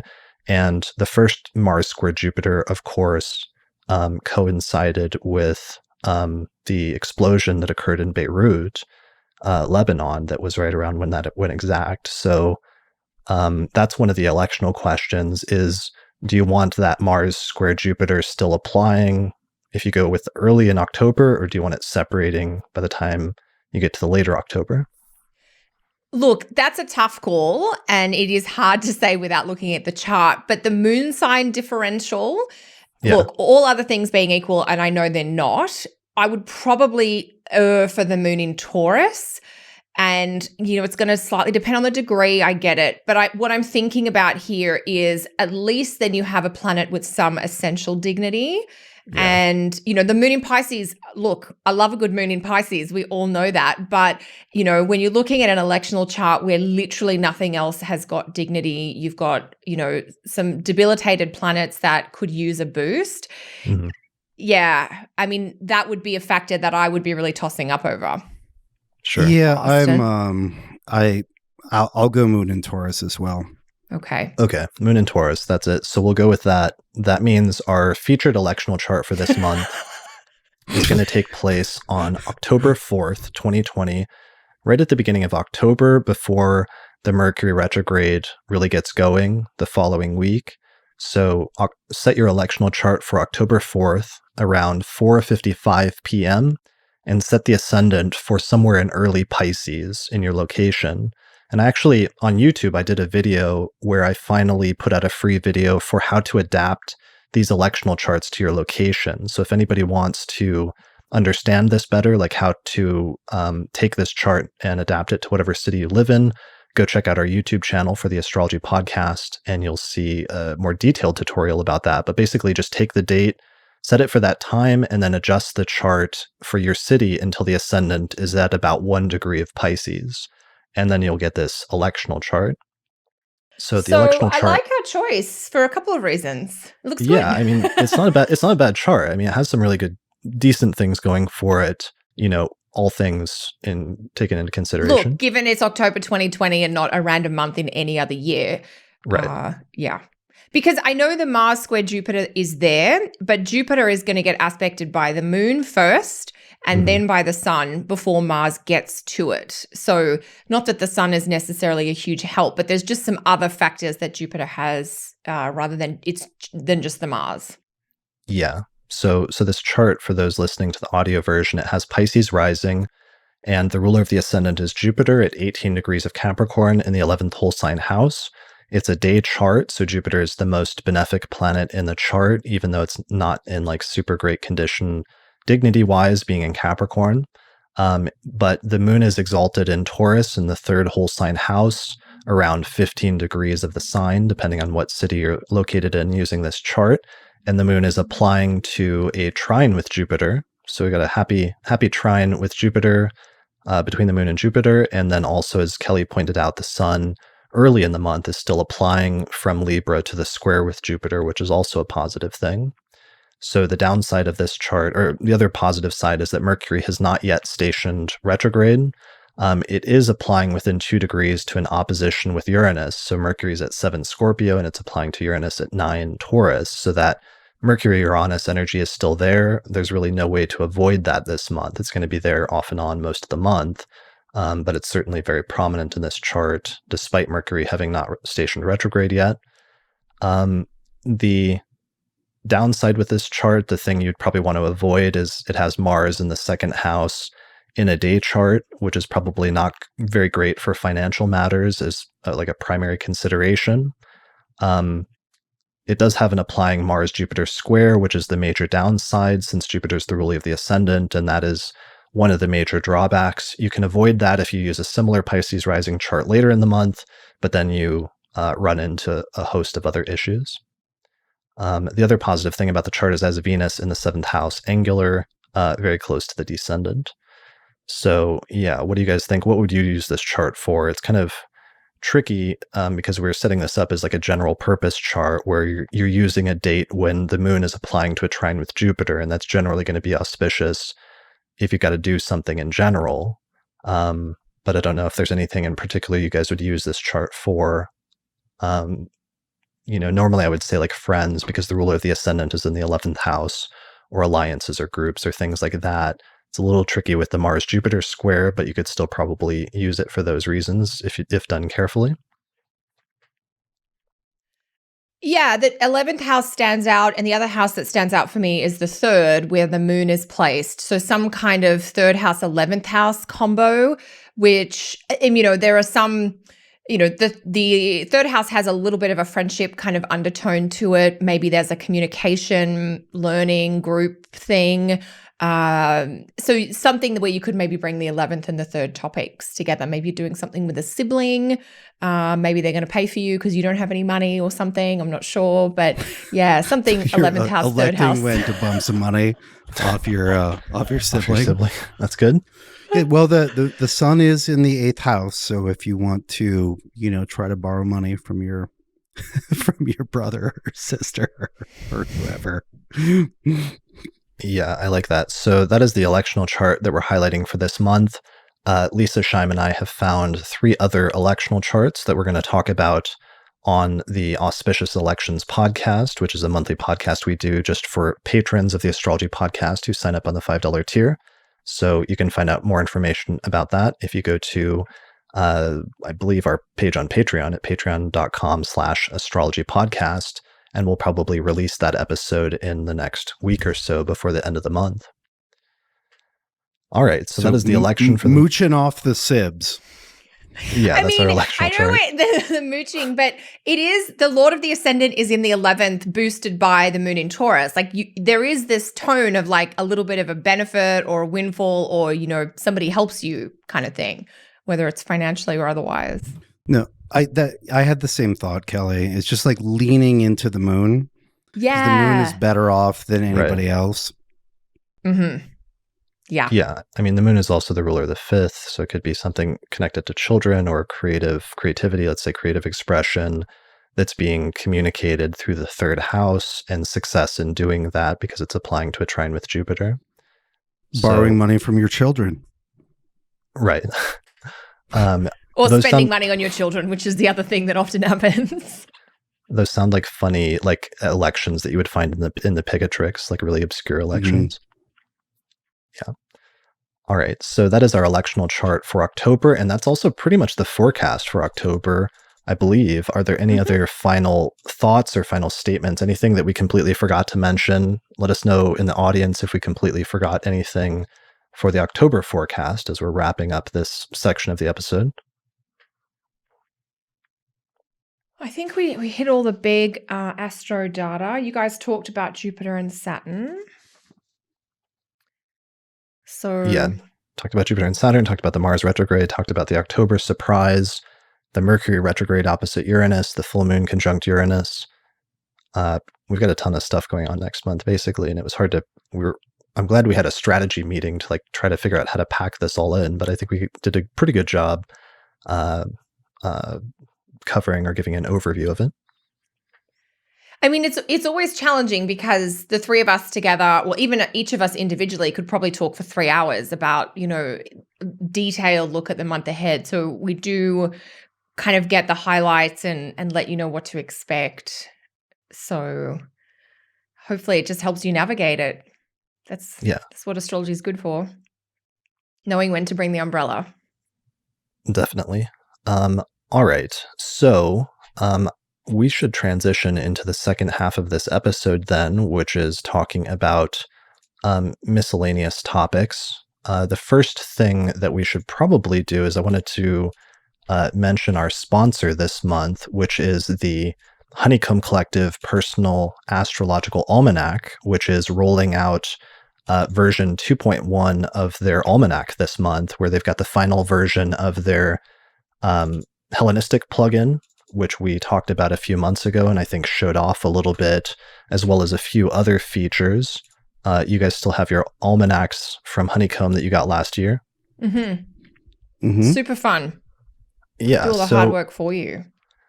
Each almanac is a custom-made planner and ephemeris, and it has transit data that is uniquely adapted and customized to your own birth chart, which you can get either as a print version or a digital version at honeycomb.co.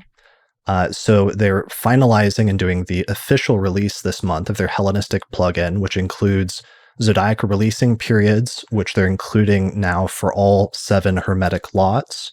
So not just Spirit, Fortune, and Eros, but also Victory, Nemesis, Courage, and all of those other fun lots. I know those are some of your favorites, Austin, Nemesis, and Courage. Silence from okay. What is life but the tension between Nemesis and Courage? Exactly.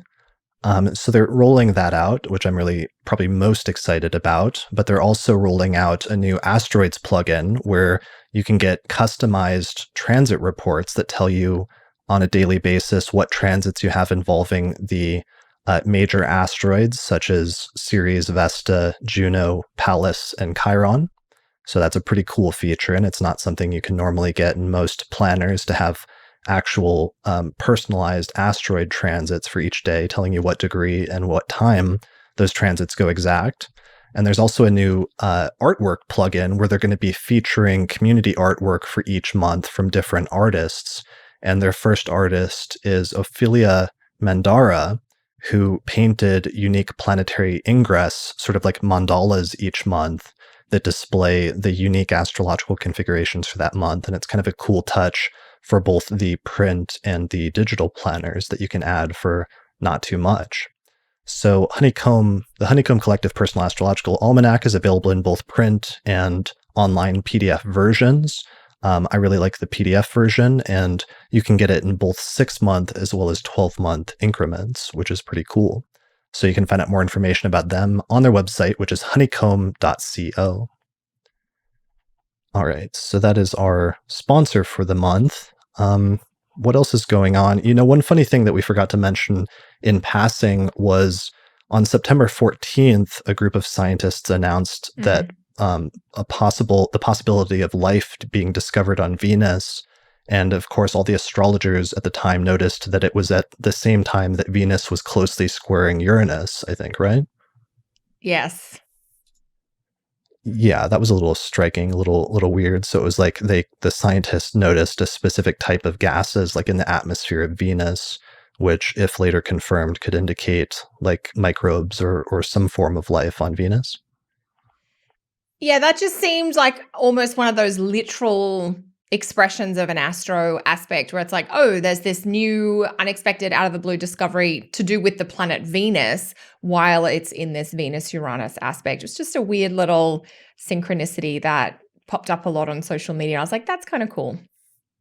Yeah, totally. And also something that involved like technology in order to see it, which is a very Uranus thing, like being able to do something that you couldn't do otherwise by leveraging advanced forms of technology. And in this case, like a specialized telescopes, which were able to look at and analyze the atmosphere of like another planet in the solar system.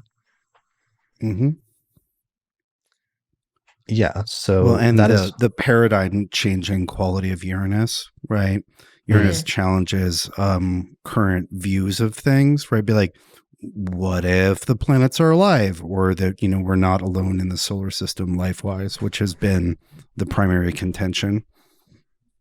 Yeah, well, it's so funny because we're still on this weird like cusp of history where we don't really know yet, and it could kind of go either way, where it's probably going to go one way or another of either for some reason the Earth is unique and life hasn't developed anywhere else in the solar system, and at least currently, like with the Fermi paradox, that's one of the things that people that speculate about things like this don't understand yet, which is that if there was life everywhere, we should see evidence of it all over the place by this point. And what does it mean, the fact that we don't, versus we might be right on the cusp of just realizing, no, the conditions of life are actually easy enough that it's something that's happening like all over the place. And we're right on the cusp of starting to discover that different forms of life occur like everywhere, even on like the planet Venus, just in weird locations or weird situations. Yeah. All right, so that's one news thing happened this month. Another major news thing is it was just announced there's a new president and a new vice president of the Association for Young Astrologers, which is a pretty exciting development that we wanted to shout out since I was an earlier president of the Association for Young Astrologers, and after me, Austin was also president of the Association for Young Astrologers for a while, right? Indeed. You made me do it. I did. There was a special, I took a trip to, I believe you were living in like San Francisco at the time, and talked you into it. I live in the East Bay, yeah. Yeah. So that, I don't want to say curse, that duty, that very important that duty. Sacred duty has been handed off to a new generation. Yes. And the new president is Samira Bichara, I believe is how you pronounce her name, and the new vice president is Janae Anthony. I wrote it down as Janae Astrology, but that's not right from her like Twitter handle. Yes. Yeah, Janae and Samira, congratulations. Yeah, leadership. I'm pretty excited about that. That's a pretty major deal to have a new handing off, and also good work and congratulations to the previous team. Previously the president, Danny Larkin, has handed things over in the past few months, and also our friend Joe Gleason, who was vice president, has handed things over to this new team. So it's kind of a generational shift in a way. Mm-hmm. Yeah, it's great. Very excited to see where they take the organization going forward. Yeah, definitely. So you can find out more information about that at, I believe their website is youngastrologers.org, and their Twitter account is very active with announcements. They keep doing a monthly dinner and drinks thing each month, which is a lot of fun. I think you started that, right, Austin? Mm-hmm. Yeah. Let's see. Joe and Nick and I believe, started that. There's Janae back Anthony. In, I want to say 2014 or something. But no, what an interesting and exciting time to be leading and directing an organization that's about young people in astrology, because there are more people who are new to astrology and young to astrology, and young physically, but not always. There are more young people in astrology now than there have been for, I don't know, 50 years? Ever. Like there's no, right. there are generations pouring in. We walked the desert to get to astrology, but it is Dune has been greened, and there's a lot of interest in astrology, a lot of energy, and a lot of enthusiasm.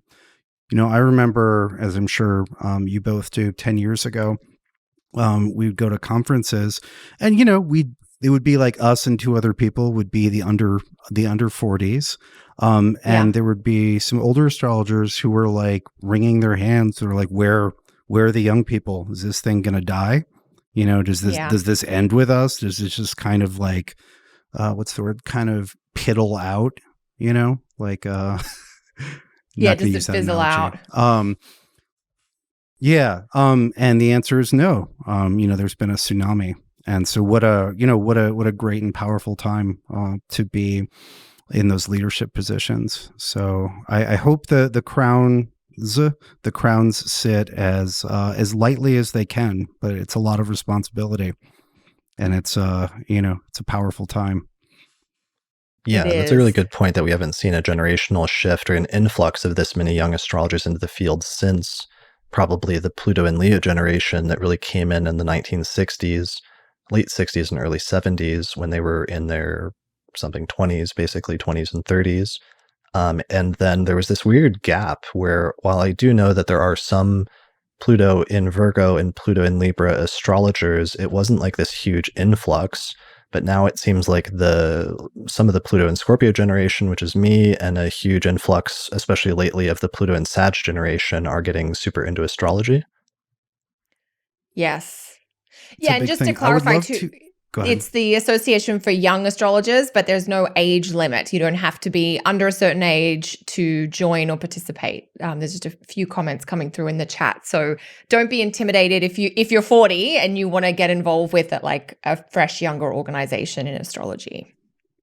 Or, if you're not new to astrology, but you are for younger astrologers as opposed to against them, feel free to to lend your support. Because it is for, not of. Yes. Yeah, definitely. All right. So that was something I wanted to mention, and people can find out more information at youngastrologers.org and follow their social media accounts. Another thing I wanted to mention that I just found out about in the past month was there was a friend of mine and a listener of the show named Dia Nunez, who was a listener of the show, a patron, and somebody I met last year, and she sadly passed away on July 22nd. And I wanted to give a shout out to her because I actually had this interesting connection with her, and I actually met her a year ago. About a year, sometime last year, I went to my favorite local apothecary, and I was like standing in line, and there was like, I don't know, 5 or 6 people in there. I was getting some herbs, and this woman like was standing there off to the side, and she turned and looked to me and kind of squinted her eyes a little bit, and then she like yelled out at the top of her lungs. She said, "Are you the Chris Brennan?" And she recognized me, and I sort of like was shocked, because then of course everybody in this little business like turned towards me and looked at me, and I very awkwardly said, "Yeah, I am." And she said, "I watch your podcast all the time. I love your work with Austin and Kelly, and I'm a huge fan and watch every month." And she turned out to be a local astrologer and artist who read charts and did work at some of the different local places here in Denver, like Apothecary Tinctura and Goddess Isis Books is one of the places that she read charts at and did different divination and healing modalities.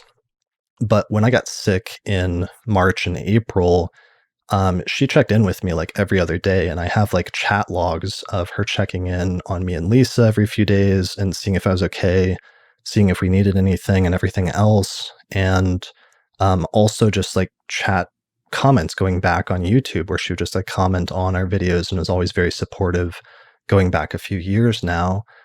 So she got sick in July, and I reached out and talked to her and started trying to check in to see if she was doing okay.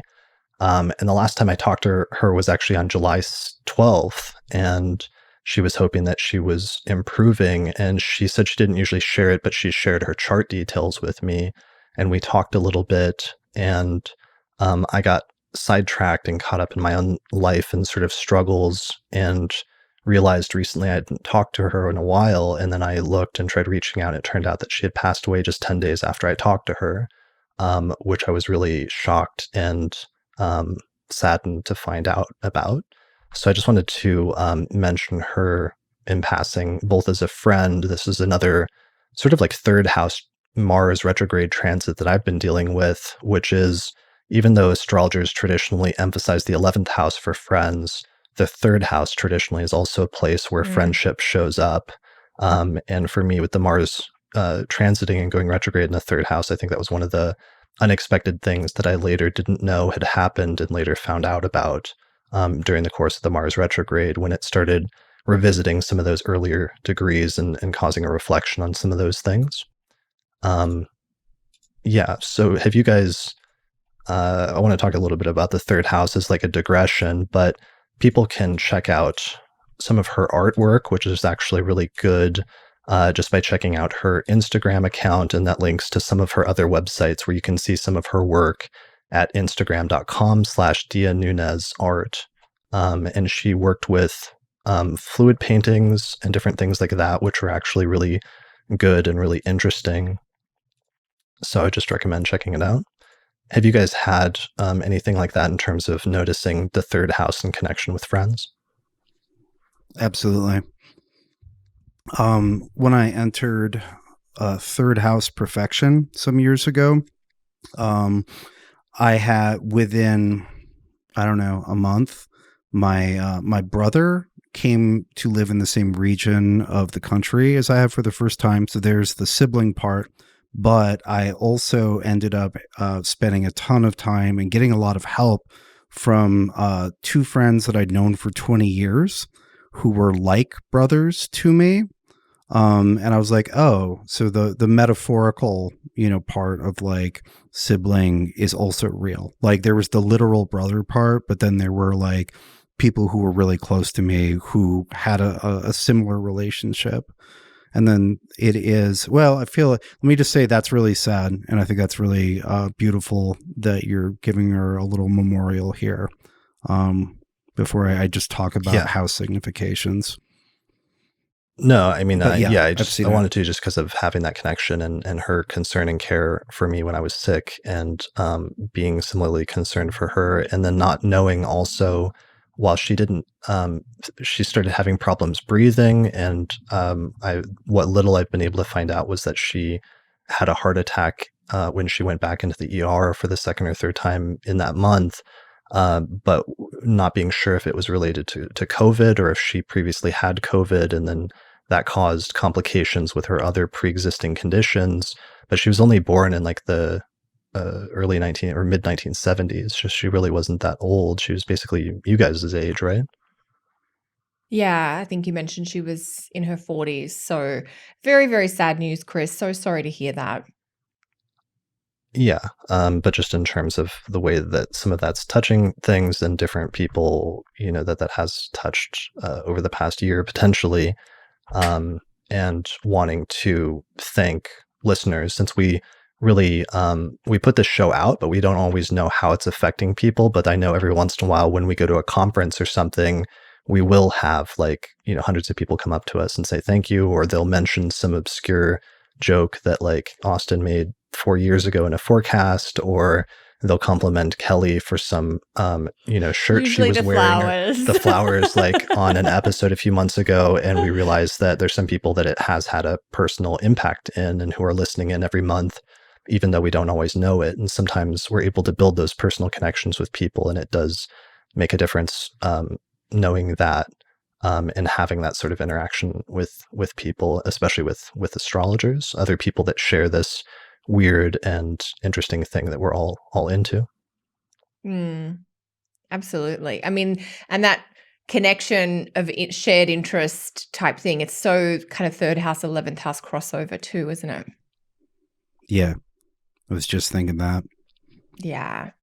I often think about that connection of like people who are siblings in spirit. So like siblings in your heart, when you feel about someone closer than like just a friend, but they are technically a friend. That I often, and look, I my chart's a little unique with the 3rd, 11th house crossover because I have the ruler of the 3rd in the 11th. And I'm just one of those people that's lucky in that I actually get along with my genuine siblings. And then I have a few close friends that feel like siblings. So that's kind of a nice thing. But, if other people have those placements. But it's that kind of kindred spirit vibe where you can talk to them for hours because you've got the same things in common. Right. Yeah. And for me, it was also a local thing of like meeting a friend locally, because we have like hundreds of friends, around the world or colleagues that we run into, different astrologers, but it's somewhat more unique running into another astrologer that you have that shared interest with in your own city or your own neighborhood. Yeah. Yeah. So anyway, shout out to Dia Nunez, and I hope wherever she's at that she's doing okay at this point. So other discussion topics this month, I've only done 2 episodes. I need to roll out a 4th here in the next week, which I think is going to be a Q&A that I'm going to start soliciting questions from, ideally through Twitter, because that's the best way to make people keep it concise, is to tweet it at me. But other episodes I did this month was Lisa and I sat down and did an episode on what techniques you can use with an untimed birth chart. And I know this is something that's tricky because a lot of professional astrologers will only read a chart if a person has a timed birth time. But a listener of the show brought this up to me as an issue of like accessibility and an issue of it being something that's, a lot of people don't have birth times. So what can you do with astrology, and can you use astrology still if you don't have a birth time? And I think the answer to that we came up with was yes, there's still tons of stuff you can do without a birth time, right? 100% agree. Oh, yeah. So what are some of you guys' favorite things that you'll look at if you had to sit down and look at a chart with no birth time? Well, transits work great. If Mars is on your sun, then Mars is on your sun. That might change up to 1 degree during a 24-hour period, but like most of the planet, all the planets other than the moon, are going to be in basically the same place. And so, if you've got, when you look, if we're doing transits and you're looking at like, oh, this person has this Mercury-Uranus conjunction square Jupiter, like that complex will still get activated by a transiting planet. So there's a lot of transits that still work great. You can't locate them by houses from the ascendant, but there's still a lot to do. Yeah, there's plenty. And similarly, even from a natal perspective, if you have Venus conjunct Saturn, yeah, we may not know what houses it's connected to. So we may lose a level of specificity about what house is the conjunction in, or what house might Venus rule, and then how does that Venus-Saturn conjunction impact that? But you're still a chart that has Venus conjunct Saturn, and there are things that can be said about that even if we can't locate it in a house. And there's also variations when a client says to me, so I can't recall that I've turned a client away without a birth time, because I've always been happy to proceed without a birth time. I usually just let them know, there's a few things I can't do, and we might do a slightly shorter session because I'm missing like a layer of info, but there's still a lot that we can do that. And my interpretation of this was it will still be useful to you, even if I know technically it's not as perfect as it could be. And that's the approach, that I've gone. If somebody shows up at my door, which is usually my inbox these days, and says, can you provide support? And I'm in a position to do so. That's sort of part of our role. I do have a personal favoring where when somebody shows up and genuinely has no idea what time of day they're born, I like to just default to put the sun near the ascendant or in the whole sign first house, just so not that I'm necessarily going to rely heavily on those houses, but I like to have something that I can look at as a starting point. And that's usually my preference. I know a lot of people like to put the sun, do a midday chart. I've always just loved the sunrise. So do you guys have a default time that you use just to like plug the chart into your software? Yeah, Lisa and I had a whole discussion about that. It was interesting because we both tend to default to just using a noon chart, because then we know the moon has been averaged and can't be more than like 6 degrees off. But that's something we actually, once we were done recording, regretted and wished we had gone into more, because there is certainly something to be said for a solar chart as well as a lunar chart for that matter. And usually when I do the horoscopes for the year ahead, we tell people, if you can, try to read these horoscopes from the perspective of your ascendant or your rising sign. But if not, then favor your sun sign, especially if you're a day chart, or you're a moon sign if you're a night chart. And I think if the person doesn't have a birth time but knows if they were born in the day or the night, like using a solar chart or a lunar chart would be an acceptable and very useful thing to do. Yeah, I do houses from the sun and the moon, because that's part of the traditional corpus of techniques is secondary house systems. And there's lots of material for doing perfections from the sun and the moon as well. Yeah. And right. So you can use a lot of secondary perfection, not progression techniques, although you could use secondary progressions as well. Yes. But yeah, I do houses from the sun and the moon. If I know that it's day, I prefer the sun. If I know that it's night, I prefer the moon. Because a lot of times it'd be like, I don't know, mom said it was dark out. We don't know when. It was the middle of the night at some point. And so, as an extremely light form of rectification. Can you at least know whether it's day or night? Right. Yeah, that's helpful if somebody can say, oh, it was around lunchtime, and you go, okay, well, we're definitely doing a day iteration of this chart. We know that, right, everybody had breakfast, and then we all had to go to the hospital, and I don't know, Billy came out before dark. Yeah. But we don't know when, right? Yeah, because there is a variation of the I don't know my birth time, and it's always worth asking those questions of your clients. Do you genuinely have no idea at all, or is there a story in your family, lore that is just what you guys are saying? So and so had just come home from work, and then we had dinner, and then we went to the hospital, or whatever it happens to be. But is there a story in the family that can at least give us some clues? And maybe there's not, and that's okay. But it's always worth asking those questions to clarify. Yeah, definitely. And then there's going to be a whole range of variations within that, or shades of gray. It is tough from a practitioner's standpoint to go from doing like a timed birth chart to doing an untimed chart. And I often feel like it's sort of like fighting with one hand tied behind your back or trying to do something. And initially that can feel like a major setback or debilitation and not being able to use certain techniques that you would use otherwise, like sect or zodiac releasing or the houses or what have you. But sometimes I think it's also probably a good challenge, because then you can really learn how to maximize and get the most out of what you do have and what you can use, like aspects between planets, like you mentioned, Kelly, or sign placements between planets and things like that.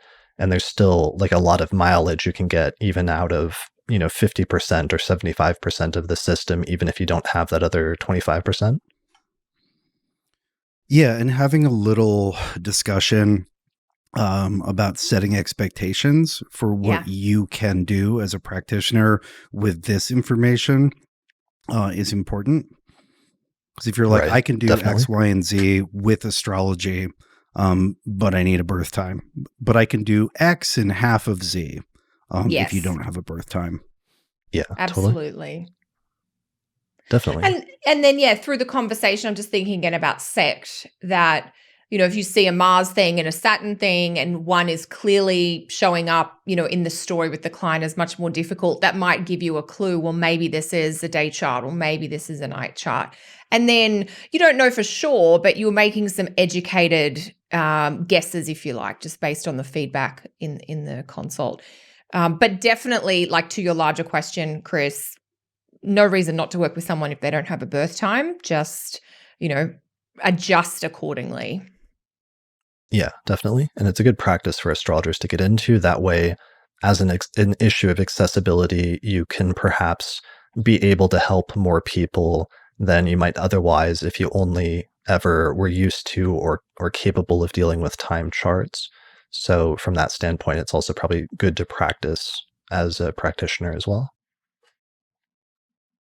Because I know it's like a lot of practitioners, when you put that question up, there'll be jokes about like, I just wouldn't read the chart, or, I don't want to read they would groan and say, I don't want to read an untimed chart. But as an accessibility issue, while I understand those issues and those restrictions and how frustrating it can be, it's also a good thing to learn how to do.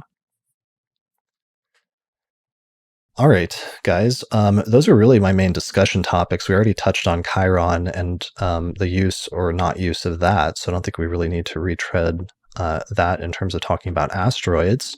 Anything else? What do you guys have coming up? Do you have any classes or conferences or events that you have going on? I've got an event I'm doing through Astrology University. It's a World Events Summit happening October 3 and October 4. And I'm going to be giving a 60-minute talk as part of that event to do with the astrology around the US election. So I'm just going to sort of put, it's a 60-minute talk. So it's not every thought I've had about the election, but it's all the highlights or some of the main themes that I think are relevant in terms of astro. And so that's coming up on October 3rd. And the info about that is on the Astrology University website. But that's kind of it for me for October. Then I'm having a little bit of a quieter month, which was well planned based on this month's discussion. Nice. What about you guys? Well, so I'm deep into my yearly classes. This will be October and November will be the 7th and 8th months out of 8. So I'm not doing any new classes, but in my role as the electional astrologer for Sphere and Sundry has a series coming out in October and then another one in November. It will be Hermanubis in October, and then the Empress series, which is a Venus series in November. Oh, I'm excited for that one. They're good. The one thing I want to say, the Hermanubis one had a really interesting election. It was literally almost a year ago. It was the Mercury Sun super Cazimi, where Mercury was literally like, doing a tiny little bumblebee eclipse of the sun, and we got it here rising in the day and hour of Mercury. So I'm excited about that one. That one needed to be held on to for a while. Because Hermanubis is October appropriate. It is, ghost pepper. Right. But I was really excited that we figured out something entirely appropriate to do with that strange and unique election. And then the Empress one is just a badass Venus election. And that was captured back when Venus was in Taurus, right? Indeed. There wasn't much good Venus. That was when everyone was still kind of excited about quarantine and baking bread. And, they're like, hey, maybe this is going to be all right. Yeah. That was when I learned to make butter chicken from scratch, actually. That I think it was, yeah. See? Yeah. I was so excited. I've never felt like I've attempted such a complicated dish. And then once I got in, it was really, really easy. And it's... Yeah. Now you're the Empress of butter chicken. Now, yeah.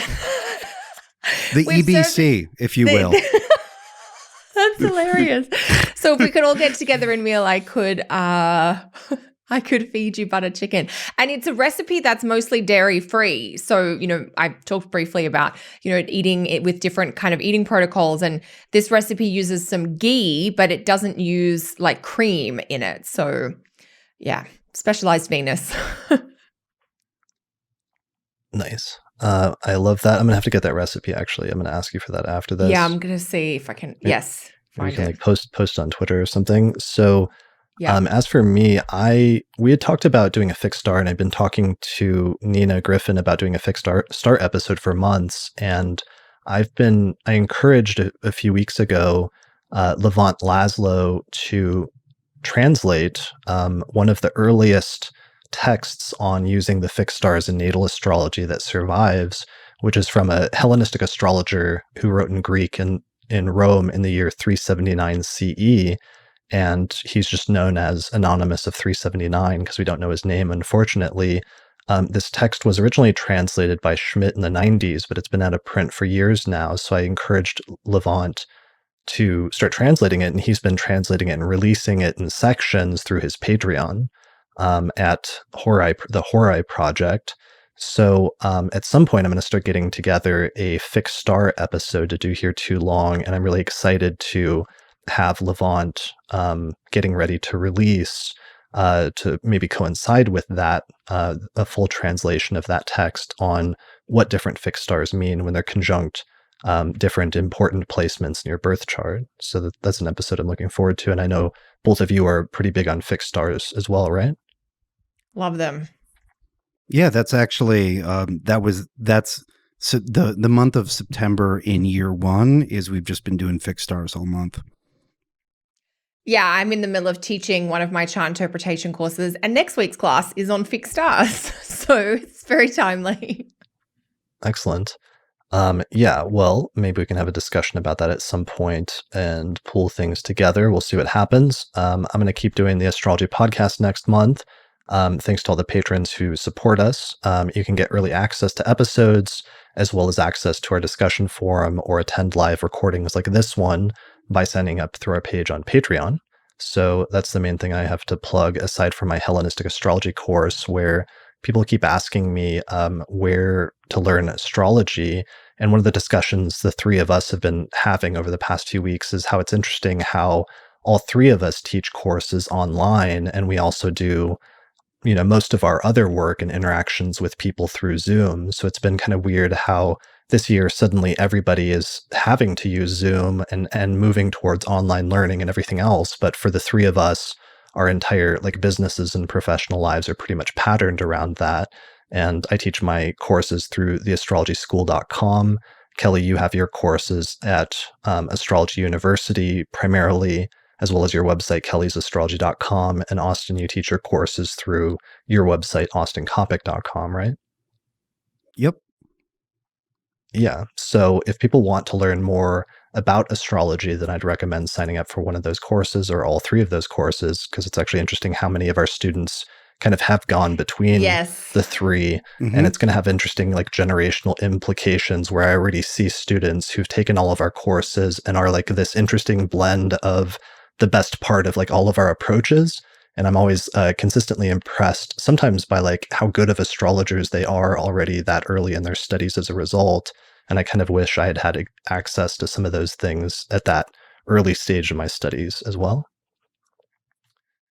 Yeah, It's I think enviable. it took us a long time I know for me being in Australia, there just wasn't the access to that level of teaching. It took a long time to find that. And these days, I am a bit jealous of people who can just jump in, whether it's with us or other people that are out there that are amazing, that are still teaching, that you can just, work with them. And it's fantastic.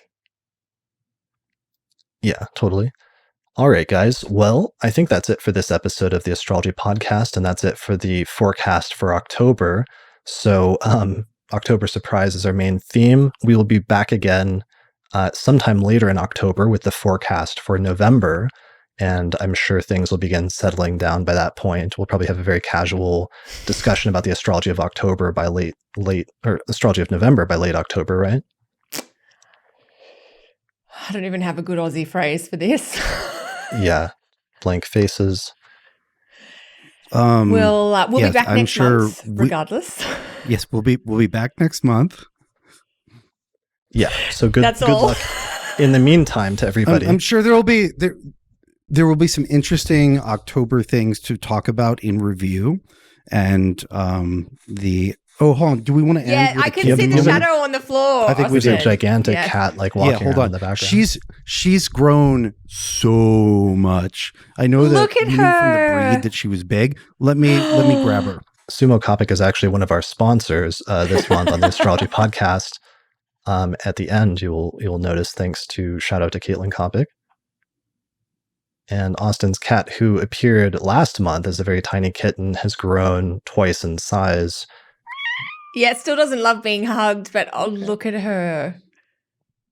Yeah, so that's after just. I love when you can hold them like a baby. So cute.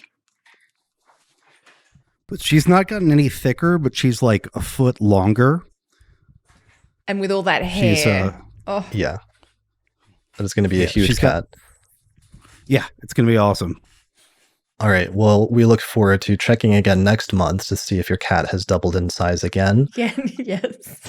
Otherwise, good luck, everybody, in October. Be sure to check in with us. Let us know in the comments how things are going, what your transits are like, and how you've experienced them, or if you notice any interesting things in the news that are coinciding with the astrology. And if it's interesting, we'll be sure to mention it in the next episode.